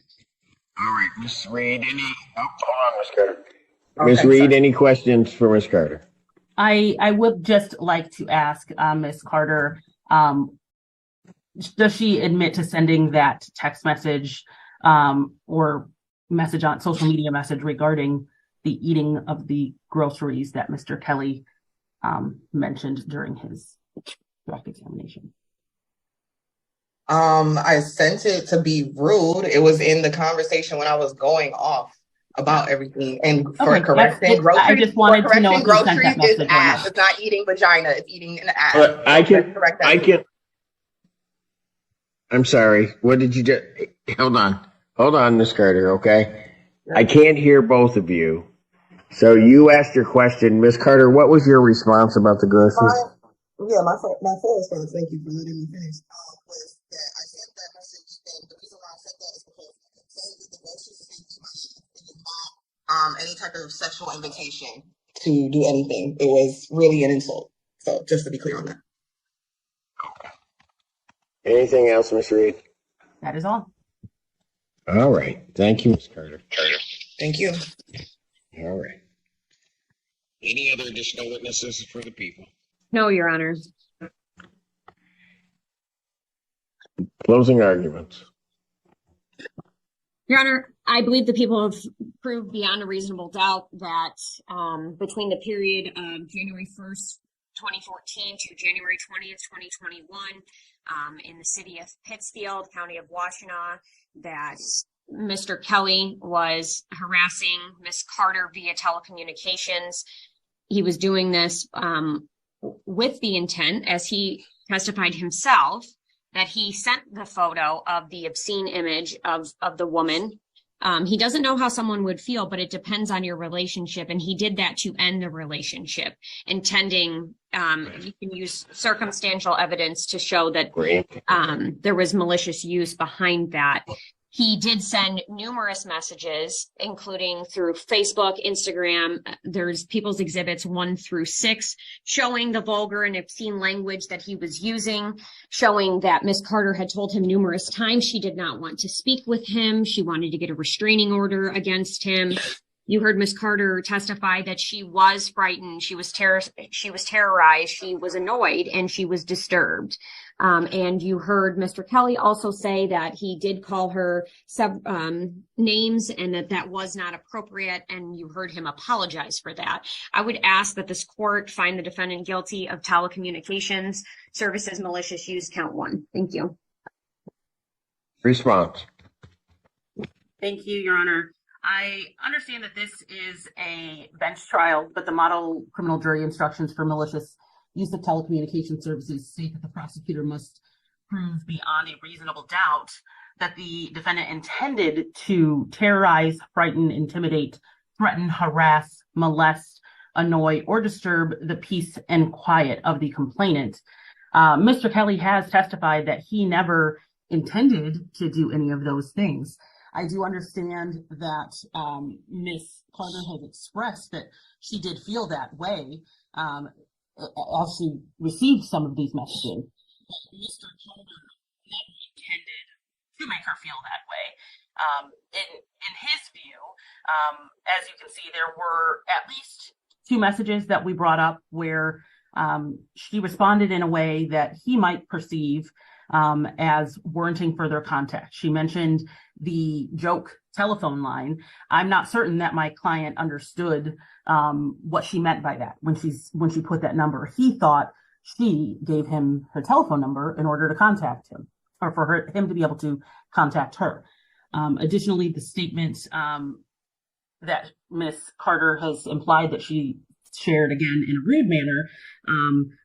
Colloquially, I believe that the term eating the groceries is known commonly to be a sexual act. And given that Mr. Kelly has a different perception of the way that the conversation was going, it's very easy to see how he could interpret both of those messages from her as ones that would indicate that she was a willing participant in the conversations. I know that you are aware of some of the concerns surrounding Mr. Kelly's situation. I don't want to go into detail about that, but it would be a disservice for me to not mention those details and the concern that I have for Mr. Kelly, as well as his mother, who is his guardian. She's been wrought with fear since the beginning of this case that her son is going to go to jail.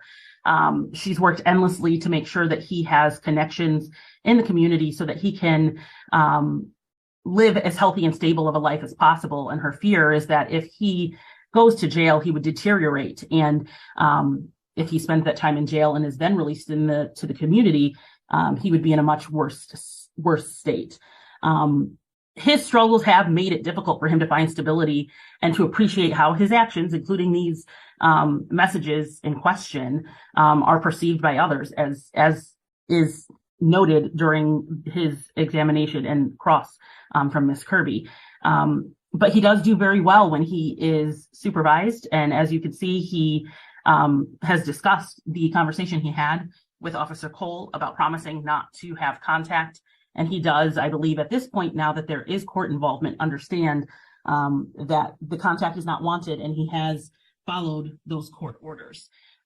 So again, it is just our argument that Mr. Kelly never intended to harm or scare Ms. Carter, nor did he have any other malicious. There's been a resolution of this matter. There's been a resolution of this matter. The court's understanding is that there would be an agreement that the court would enter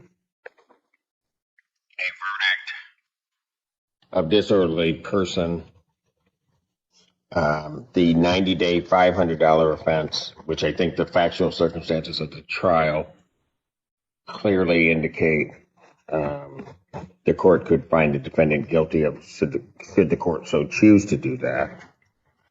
And also, as part of that, since it is a reduction into the current offense, that the defendant would be agreeing to the entry of a personal protection order, with the protected party being Ms. Carter, for a period of 5 years. I think I have stated that. There would also be a probationary period that would come along with the disorderly person. Ms. Reed, is that your understanding? That is, in fact, my understanding, and that is what I discussed with Mr. Kelly in the breakout room. Mr. Kelly, can you unmute and confirm with the court that that is what you were agreeing to? Yes, it is. All right. And Mr. Kelly, do you also agree that as to the entry of the 5-year PPO, that the prosecutor's office would have their permission or your permission so that they can enter this immediately and we can get this thing moving forward, to sign your name to that consent to the your consent to the personal protection order can be evidenced by the prosecutor signing your name to that consent, to that personal protection. When would I have to sign? Pardon? When would I have to sign? The prosecutor would sign on your behalf if you give her permission. Yes. I said a whole lot of words there, but that's really what I meant. That the prosecutor, you're giving the prosecutor permission to sign on your behalf. Yeah, I am. Okay, you do. Okay, yes. You understand that? Yes. Okay. And so that's what we will do. Also, I think only because I want to make sure we've got all the bases covered. Miss Carter, you're still there?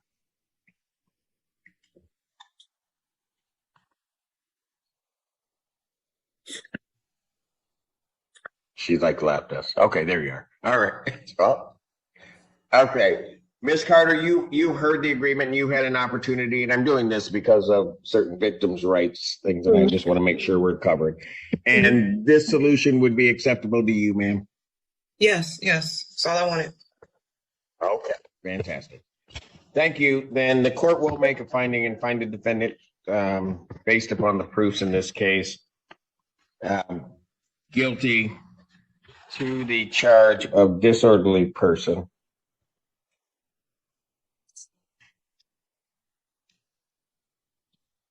That would be the added count 2. Count 1 would be dismissed. I will refer the defendant to probation for a pre-sentence investigation and report. Sentencing in this matter will be May 24th, 2023, 9 a.m. That will be via Zoom. Okay? Okay. Mr. Kelly, I need you and your guardian to stay there for a second. And I've had probation intake come into the breakout room so that we don't have any hiccups in this. I'm going to put you and your guardian into information intake, and they're going to get some information and other stuff from you so we can proceed on May 24th. Okay, sir? Okay. All right. Thank you. Officer Cole, thank you, sir. At this point in time, I guess unless there's an objection to it, I'll just call the witness and do the direct, if that's okay? No objection. All right, very good. You call Dr. Huda. All right. Doctor, if you could please come forth to be sworn. All right, you may inquire. So we have your name, your current employment, I am a psychiatrist at the Center for Forensic Psychiatry. and how long have you been so for? I've been in this position for a year. Okay, and have you ever previously testified in cases regarding competency or criminal responsibility? I testified in one conference. Okay, and do you recall whether you were certified as an expert in the field of forensic competency or forensic criminal responsibility in that case? I believe I was certified as an expert in forensic psychiatry. I'm sorry, forensic psychiatry. It's been a long day for me. And how many times have you completed forensic exams for these types of hearings? I've conducted about 170 competency evaluations. Okay. And at this point in time, Your Honor, unless there's any objection or part here on the issue, I just move to admit her testimony on the basis that I'm an expert. No objection. All right, she's so qualified. Go ahead. In that capacity, working with the Forensic Center, did you have an opportunity to evaluate the defendant, Mr. Devon Williams? Yes, I met with Mr. Williams on 2 occasions. Okay, and did you get any materials ahead of time to review prior to your interview with him? Yes, I received the court orders and the police report. Okay, and you said you met with him twice. Can you tell us what medium the interviews were done over? They were by Zoom. Okay. Did the video impact the video interview impact your ability to conduct the interview? I don't think that it affected. Okay. And so, in your capacity of forensic psychiatry, you're obviously familiar with Michigan's competency statute. Yes. Okay. And so, it's fair for me to say that the presumption is that somebody who's competent. That's the first part. And then, if I get this right, unless because of his or her mental condition is incapable of understanding the nature and object of proceedings, or assist in his defense in a rational manner. That's right. Okay.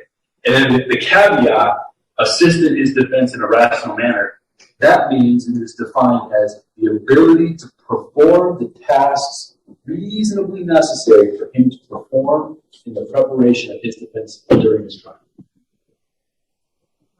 I'm not sure off the top of my head. Oh, okay. All right. So I want to first move into this area of understanding the nature and object of the proceedings. In your interview, you got some background information from Mr. Williams, correct? Yes. And he indicated to you that he was a graduate from Pioneer High School. He said that he was an AP student honor roll. He gave you some information about his college education. Do you recall that? He said he's completed some college. Okay. I think he said like a sophomore year at Eastern and then some community college. I believe that's what he told me. And this is just kind of getting to, do you have any thoughts about the truth of those statements, whether they're true or untrue? I don't have information to suggest. So, in the face of anything else, his self-reporting of that, you have to just take it as face.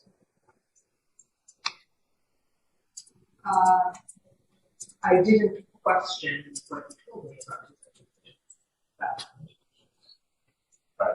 his Did you inquire if he had any medical conditions that could affect his ability to participate in the interview? Yes. Is it okay if I refer to me? Yeah, you obviously prepared a report in this matter, correct? And you had an opportunity to review that. And would you think that reviewing that report today would refresh your recollection for that question? Yes. Then I don't have any objection to you reviewing the report. I've got a copy of it. If you need a copy, but if you have your own, you're more than welcome to look at it. Excellent. Just let me know somehow that you're done doing it. Your memory's been refreshed. Mr. Long reported a history of sports-related injuries. He really denied any other significant history. Okay. What about his mental health history? He reported a history of having been psychiatrically hospitalized in the past, although indicated he disagreed with the diagnosis that he received while hospitalized. Okay. In your interview with him, was there anything that suggested that he was currently, at the time, suffering from any visual or auditory hallucinations? No, he did not appear to be. In terms of his functioning at that point in time, anything that was of concern while he was in the jail, the way that he appeared, the way that he spoke? He functioned in terms of caring for himself, general stability. He seemed to be generally functioning. No noticeable tics or anything that seemed to be or uncontrolled fidgets. No abnormal movements. Okay. And how would you describe his demeanor during your 2 interviews with him? During the initial interview, his affect was rather guarded. He was appeared less guarded during the second interview. Okay. His thoughts were well organized and coherent. He was calm and cooperative. He was well spoken. His clinical presentation was most notable for what appeared to be delusional, paranoid, persecutory movements. We'll get to that. Just want to back up a little bit. You use this term, guarded. Can you explain to us what that term means to you? Guarded meaning not forthcoming and withholding some information. And you indicated that there was some concern that he was paranoid, having thoughts of persecution. Is that, if you want to explain that a little bit more? He made some statements that appeared delusional. Part of that competency standard statute is understanding the nature of the charges. Do you believe that he was able to understand what he was charged with? Yes. Okay. He was able to demonstrate to you knowledge of what pleas of guilty versus not guilty were. Do you think that you understood what plea of contest meant? Yes. What about not guilty by reason of insanity or NGRI? He initially said that he was unfamiliar with that he meant, and I gave an explanation, and in talking about it further, he was able to recall and repeat back what I had told him. So he demonstrated an ability, at least a basic ability, to retain and recall relevant legal information. And you would agree that that's something that is important in participating in a court process, demonstrating recall and kind of using that information. That is generally relevant. Did you ask him about the nature of plea bargaining? Yes. What about the roles of judges, juries, prosecutors, defense attorneys, and witnesses? Yes, he demonstrated a generally good understanding of the roles of the courtroom procedure. And what about courtroom procedure? Generally demonstrated a sufficient ability to understand courtroom procedure. Okay. And based on your interviews, and that he's obviously been in the courtroom just for a little bit here today, but he was able to demonstrate the courtroom decorum. Now, I think if I have this right, your conclusion really turns on to this assist in the defense. Is that right? Okay. I think your conclusion was that you were. Hold on. I think, at least when you interviewed him for purposes of the report, at that point in time, he had not seen the police report. Is that right? Okay. But he indicated that was something that he would want to see. Okay. Your conclusion was that, if I get this right, Mr. Williams appeared to, and I'm just employee to view evidence or information from the report is fair, especially that same information. Can you explain this? So, for example, when I initially asked about the witness that was mentioned in the police report, instruction order, Mr. Williams initially appeared to assume that the construction worker's testimony would help this case. He also referenced text messages that he appeared to believe would support his case. But in that particular statement, I was referring to his talking about construction. Okay. So the police report obviously details what that quote unquote construction worker says, right? And then he expects, not having read the police report, that the construction worker will testify to something different. Initially, that was during the initial interview. Okay. Did that then, I'm led to believe that then changed? I read portions of the police report to Mr. Williams, and despite presenting various pieces of evidence from the police report, he did not appear to be responding to that information in a rational manner. All right. And so this is kind of where I'm having a little bit of my trouble, because I don't know. I don't know what you're talking about, Doctor. I don't know that I have enough of information. I've obviously read the police report. I'm obviously familiar with what I believe the facts of the case are. I don't know what you're taking from him. So I just need a little bit more insight to kind of let us in a little bit more. Mr. Williams appeared to be experiencing delusional beliefs about the alleged victim that informed his legal strategy.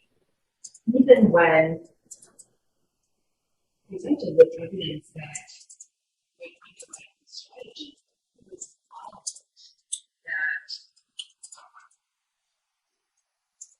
that, and I'm hesitating to, they don't want to inappropriately disclose information that he told me. Right.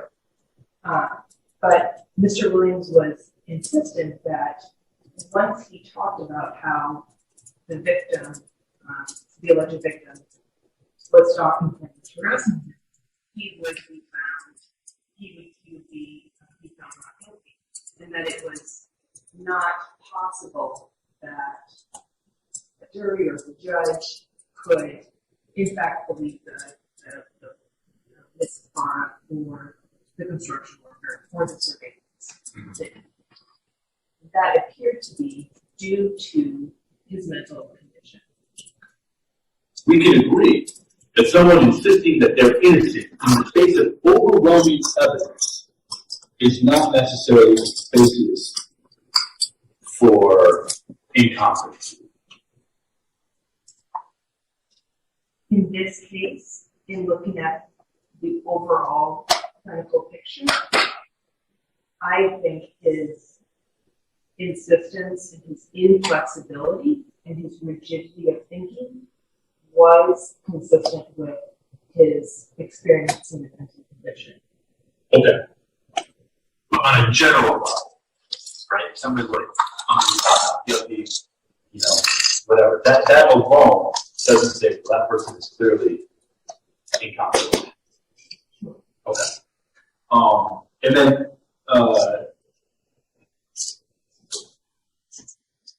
you indicated that, I think we spoke over the phone prior to this hearing, we spoke a little bit today beforehand, correct? You indicated that during your interview that there are times that he is self-protective. Is that right? What does that term again mean to you? When I say self-protective, I mean not disclosing information that could hurt his case. I always tell defendants up front that my report goes to the judge and the prosecutor, and so to be self-protective would be to not reveal information that could be in. Okay. And there are both psychotic and non-psychotic reasons for somebody to be self-protective.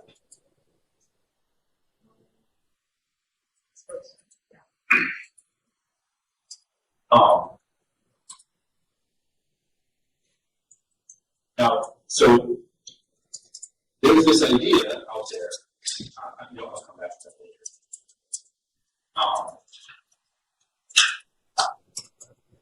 So his legal strategy, I think, in your conclusion, again, is that his legal strategy is based on delusion. Therefore, he can't assist his attorney because he's asking them to endorse the delusion. I may be expounding that a little bit. Is that? But do I understand that correctly? And he can't rationally assist his attorney. Okay. All right. I also played for you. I also, prior to this hearing, gave you, I believe, 3 audio files, correct? 3 different jail calls between Mr. Williams and a relative. You've had an opportunity to review those ahead of time. Thank you. Your Honor, for the court, I'd like to play at least 2 of those jail calls. Any objection? No. All right. Go ahead. Try it again. Okay, I'm getting older. You're going to have to move it closer. Put it up here so it can be picked up on my mic. All right. Once we get our new system in, we'll be good. All right. I'm alright. How are you? I'm good.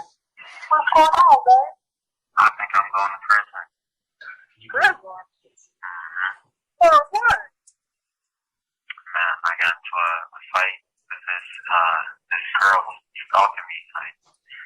I was in an alleyway and she tried to hit me with a car, and the police chased after me. They're trying to charge me with, I don't know, like 2 or 3 years in prison because I was wearing a bulletproof vest, and they're trying to say that I assaulted her, and they're trying to give me like 4 to 5 felonies right now.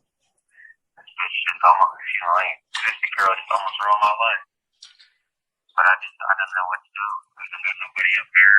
Everybody else is dying and out of the state, so I wanted to call and let you know these might be my last time to talk to you. No. So did they give you a lawyer yet? They're trying to give me a public defender, but I was going to try to get my own lawyer. So that's probably better. Yeah, but that costs a lot of money. I was just about to get some money from school. I was just about to enroll in the 2nd semester, and I was literally handing this woman, handing this girl this DPO notice to inform her that she was on a restraining order, and that we have a court hearing tomorrow for it. But she recognized who I was, started screaming that she was going to call the police, tried to hit me with her card. And it's not funny. I'm really not laughing. I'm really upset that I might have just ruined my chances to gain a name for myself somewhere in society.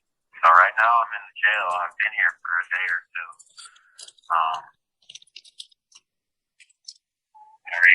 But the public defender said, not public defender, but like a lawyer, which is, I guess, one of them, but.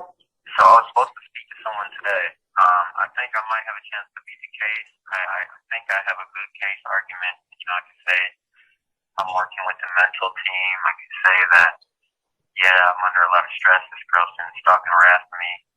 I can say I was wearing a bulletproof vest for safety measures. I've been getting a lot of death threats, whatever. I'm already on probation. I'm in here on a tether. So I don't know what to do. I wanted to just call somebody who I trusted, who I love. I got my phone in here, but I haven't been able to get to my cell phone to see if I have the funds for a lawyer, but I just wanted to call and say hello. I don't know my aunt's number.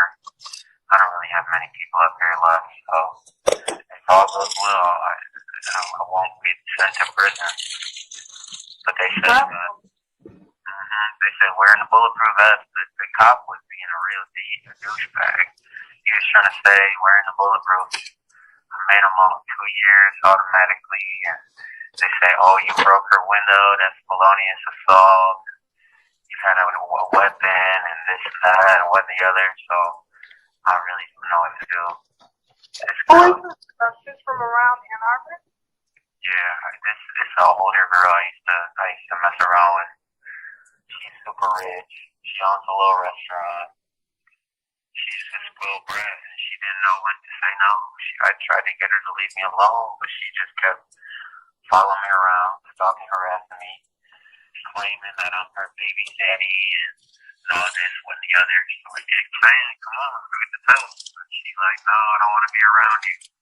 But then she's following me around, making threats to have somebody kill me and all this crap. And I'm just like, man, I'm in school. I'm trying to play for the sports team. I'm trying to enlist in the military. I'm trying to get my life together. And you know, using drugs and can't even get your stuff together and want me to father your child. I can't do that without you being on the straight and narrow too. And then this happened yesterday. She almost hit me with the car. So, I mean, I may have blown up. I should have ran for it. I know, but I jumped on her car after she tried to hit me with the car, and I took a swing at her. She probably got sick. Is somebody use a bulletproof vest? I mean, I was wearing one because I keep getting these death threats from people. You know, we don't shoot you. I've not said that before, yeah. But I'm just like wondering, someone gave you that, so. I bought it a couple years ago. But I think the dude was lying. I looked it up. That's not illegal to have one of those. But Why would they sell it? If it's illegal, why would they sell it? Why would they what? If it's illegal, why would they be selling it? Right. Right. You don't need to have a CCW for one. You don't need a CDL for one. I hate calling you every time I'm in trouble. It's like, so stupid. And I was doing so good. I'm living with Tammy right now. I haven't even called her and told her I'm here. Her daughter works here as one of the nurses we're used to. And I'm just so fed up with all this crap. I really just want to run for it. So run away from your problems. Don't make them go away. Nah, it doesn't. Just makes it worse later on. But hopefully just gotta see you through it and then just make better decisions. I'm praying that I don't get sent to prison. I know what my charges are. They tried to pull out a list of them yesterday. I have most of the stuff on camera. So I have her chasing me down the street with a bat, parking on the side of the road, yelling at me, oh, you might recognize this girl. I mean,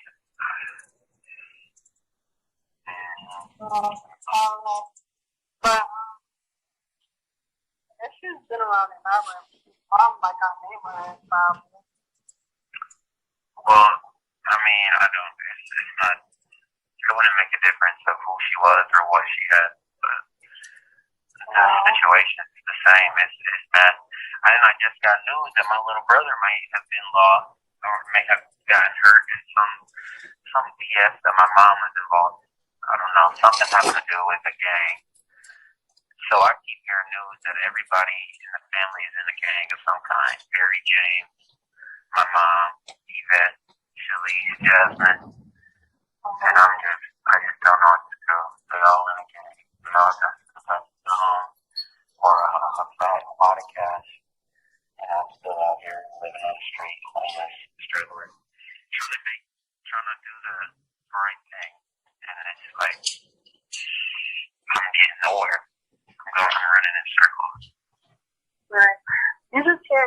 quantify your life with anybody else's life. Don't quantify my life there, so I need to go. I'm in here right now solo. So I'm not in here looking to get recruited by no gang. I don't want to work for nobody who's a rich person to go do some killing or do some dumb stuff. I mean, I'm working a day job. I'm going to school. I have a car. That's good. I work out, you know, what good listen you just want without something. Yeah, I mean, everybody goes through a hard time, and that's basically your opportunity to make sure you just don't make those decisions anymore. Because you don't want to be where parents and things are. Perry's out of jail, apparently. So Perry's out of prison, but for James is still in prison. So you don't Right, want I don't want to be there. I thank God that I don't have a weapon, because I would have probably tried to hurt that girl. She's older than I am. She's older than me by like a handful of years. I'm not holding that against her, but do women not know when they're being wicked? to. I just don't care. That's true. Sometimes, every girl is different. You get those crazy girls, and then you get the ones that aren't crazy. But just like girls like that, boys tend to go for the crazy girls for, whatever reason. So it depends on the girl. Just like it depends on the guy. You kind of look past all those stupid things that they do to give you red flags. Like, but you like her, like she's cute, or she got a nice body, or she just did it that one time, but you can't look past those things. If it's something that's not right about her, you gotta go ahead and throw the flag in and say, no, I think we work better as friends, kind of stuff. But I'm sure there was something that told you before this incident that, maybe I should step away from her, but it was something about her that you liked, or something about her that made you feel comfortable with her and want to stay around. So They say don't get married to your mom's side of the picture. yeah. And I've been living by that. Some girls just don't like that. I don't know. I don't want to talk about no girls like I am home, but I am incarcerated right now. I have been here for one day. I am not planning to go to prison. I pray to God that they don't send me to anything. I hope I don't do any jail time. I know I have a violation of probation. I know me and this girl just got into an altercation. But other than that, I think that I will be clear. They might have caught me on camera flashing on the tire. And they might have me on camera swinging on this girl. But Lord knows that I was trying everything to keep her away from me in the first place. That sounds like, I don't know. I hope I don't get sent to no jail time. I'm really doing good right now. I'm in school, I'm working out, I'm getting bigger and stronger. My mom's not here to push me down. I'm gonna pray for it. I got a little bit of money in my wallet, so I might be able to buy some phone time to call you. Okay. I'm sure you probably know the process. I can give you my number and stuff. I don't know what my mom does too. But I got a little bit of money coming right now from school, so hopefully if this all goes well, I won't be in here for, I've never been in jail for more than 90 days. So. I'm sorry, I'm going to skip ahead. He's going to give his badge number in the jail. I'm going to protect that information. It's not redacted. That's fine. Of course, right? Maybe not, right? To apologize to her, she might drop. All right. I'm going to pick it up from here. I broke her window. I mean, she almost hit me with the car. She almost ran me over with the Cadillac Escalade. And so I jumped out of the way. It was wrong. I could have ran for her. I don't know how to. What What, it was me? Yeah. Oh, If it was, if you had a pending PPO or something, it's probably best that you don't even try to contact her or whatever. But the PPO is her against me, so can't come into contact with me. I can feel on her because she's been stalking me. So when she saw me in the alleyway, I knocked on her window of this vehicle. I didn't know who she was. And then all of a sudden, I'm standing there wondering, like, is this you, homegirl? I hope so. I was like, I wonder. And then all of a sudden, the car backs up, and she comes right back down the alleyway. I don't give a damn. Get out of my life. Like, you think you're smooth? And it was just sounding upset. And that's when I tried to leave. But then she was like, I'll run you over, mother effer this. And she tried. And at that point, I jumped in her. I shouldn't have done it, but I swung at her. And I could have ran, but then I broke her window, and then I started running. So, I don't know. I feel bad. Never raise your hand to a woman. Right. But, Well, just keep your hand up. And if you got a call, give me a call. What is not a problem. this is not my lifestyle. No. I feel like a caged animal. I'm not going to make Thank you for using Securus. Goodbye. Thank you. Doctor, I talked to you about your findings, and I'll just put my card on the table here. Your Honor, if I could just make this one thing, please. I'm sorry to interrupt you, Mr. Evans. I wanted to make it clear that I was only not objecting for the purposes of the competency hearing. To these. To this particular. Exhibition of the exhibit. Okay, very good. All right. Yeah. That's fine. Yep, that's all, the only purpose that I wanted for this hearing. Thank you. Doctor, putting my cards on the table here, I don't disagree with your conclusion that, in essence, the things that he's saying are probably not true. But I come to a different reasoning why. Where you, I believe, say that his beliefs are grounded in delusions, I believe that he's... Objection, Your Honor. Well, I think well, it's argumentative, certainly, as to the conclusions, because what you're posing to the doctor is what may be your feelings. I mean, is there something that you're basing? I can rephrase it. Please do. I believe you've had an opportunity to listen to this phone call, right? Where he described that he got into a fight with the girl who was stalking him.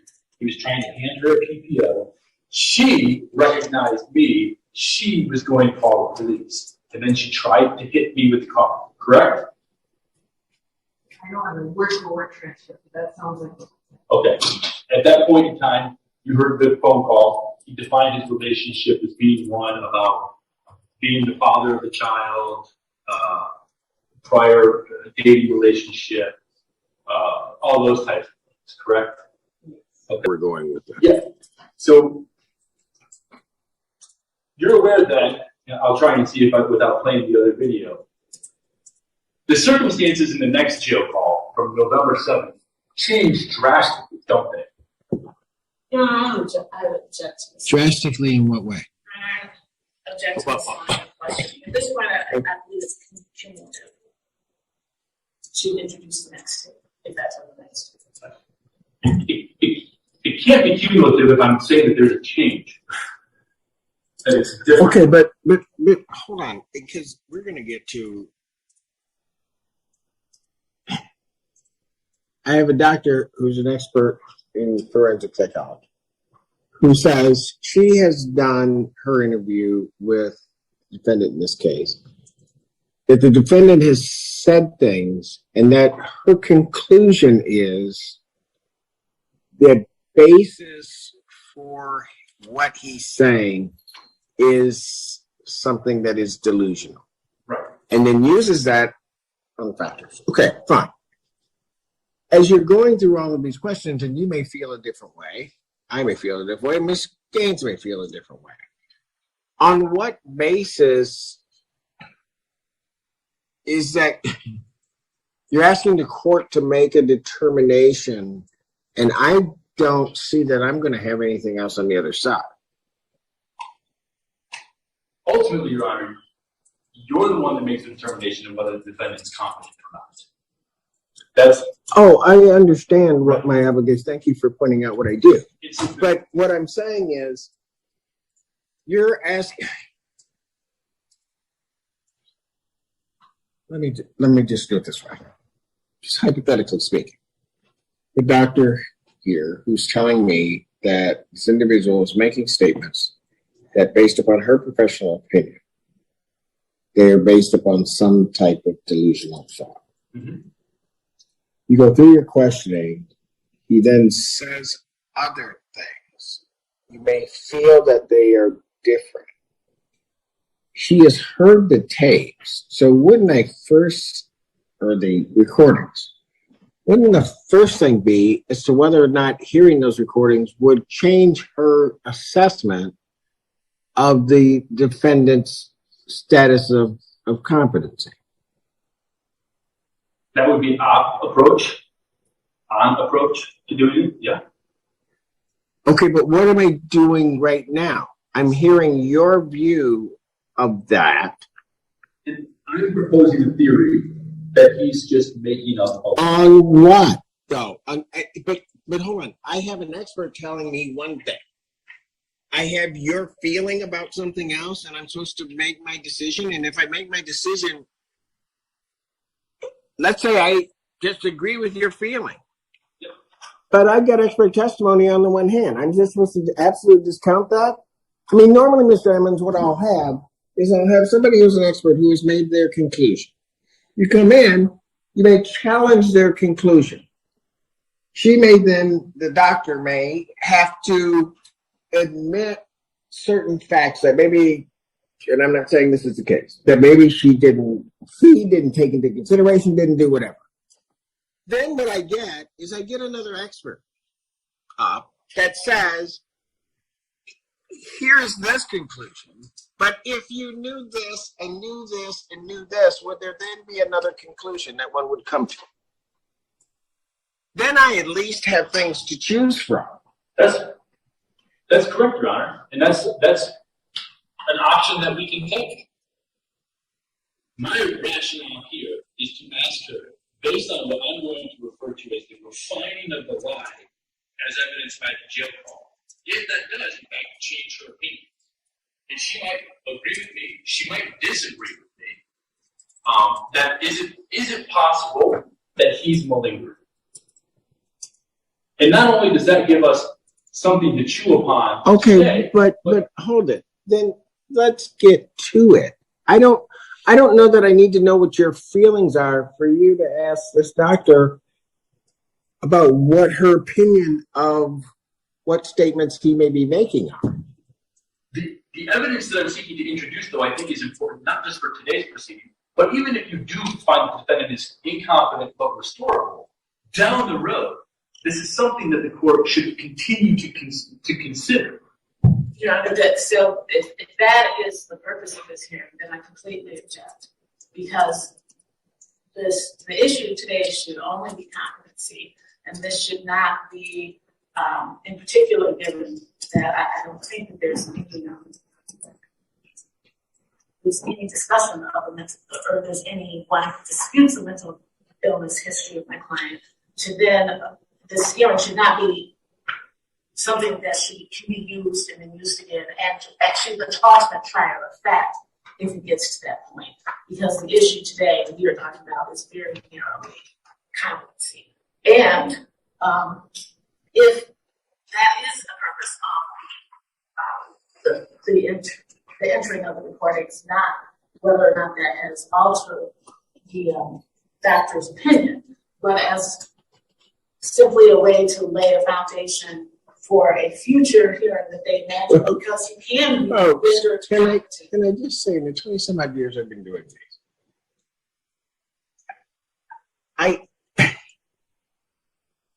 I get competing experts. That's what I get. So sometimes when the forensic center says that somebody's competent and the defense doesn't believe that's the case, I have an IME. I have somebody else that's saying, I think this doctor got it wrong. Okay? So again, let's assume just for the sake of argument that the good doctor here got something wrong in what she did. At the end of all of this today, how do I get there? What am I going to have on the other side of her opinion that's going to lead me to dispute what she says? Well, if that's the case, then, Your Honor, you do have the authority to order an IME. That's something that it was not requested. I believe the statute says that the defense, the prosecution, or the court can order the IME. I didn't ask for this hearing. You asked for the hearing. I recognize that, Your Honor.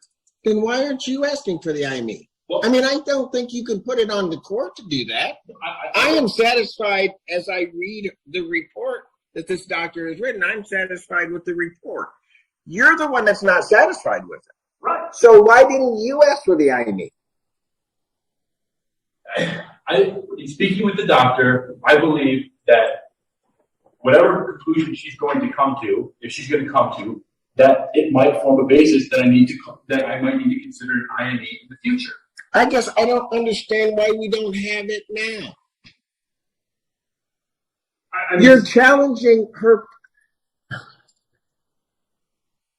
You're challenging her finding that she has made. Right.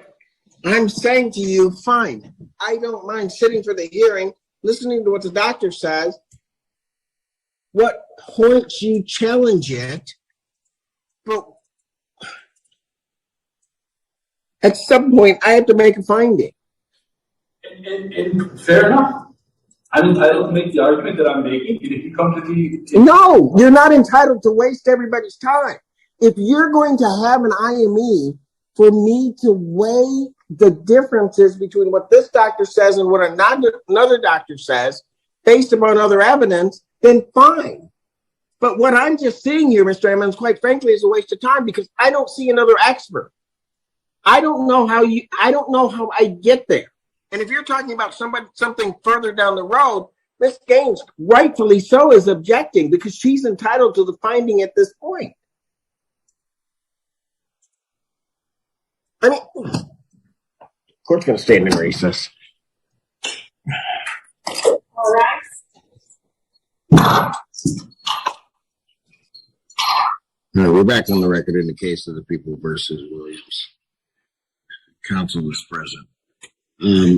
Before this matter even proceeds any further, there's going to have to be a decision made. If the people are challenging this, there has to be something on the other side. Fair enough, Your Honor. I mean, I understand. I take the court's point, and at least ask the court to allow me to ask her if listening to jump balls has changed her opinion. Doctor, if you could please take the stand.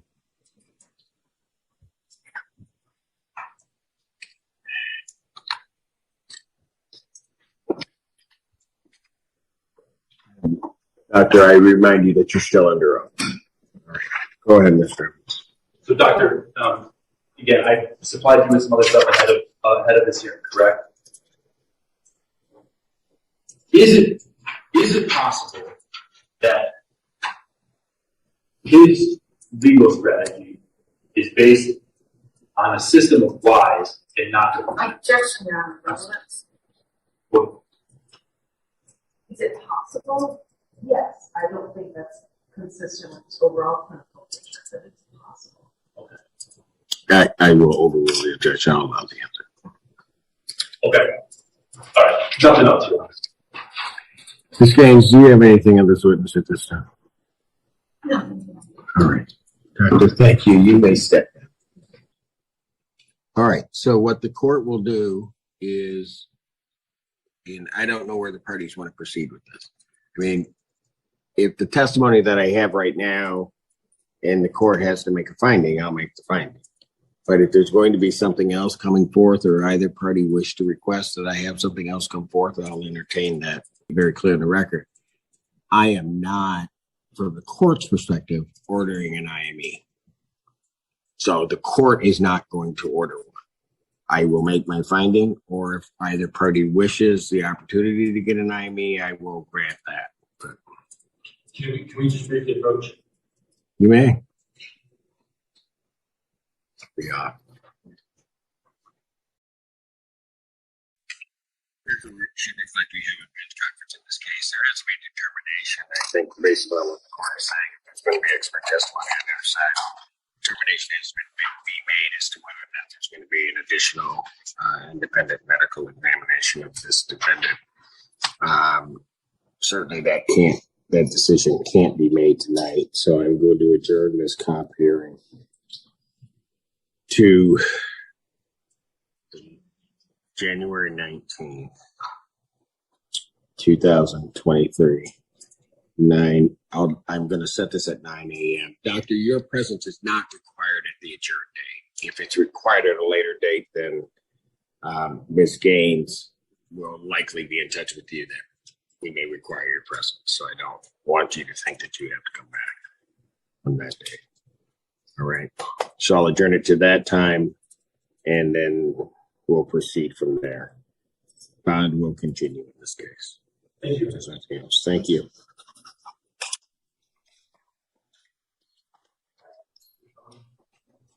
No, not. We will in a second. 14A stands adjourned. You guys can do what you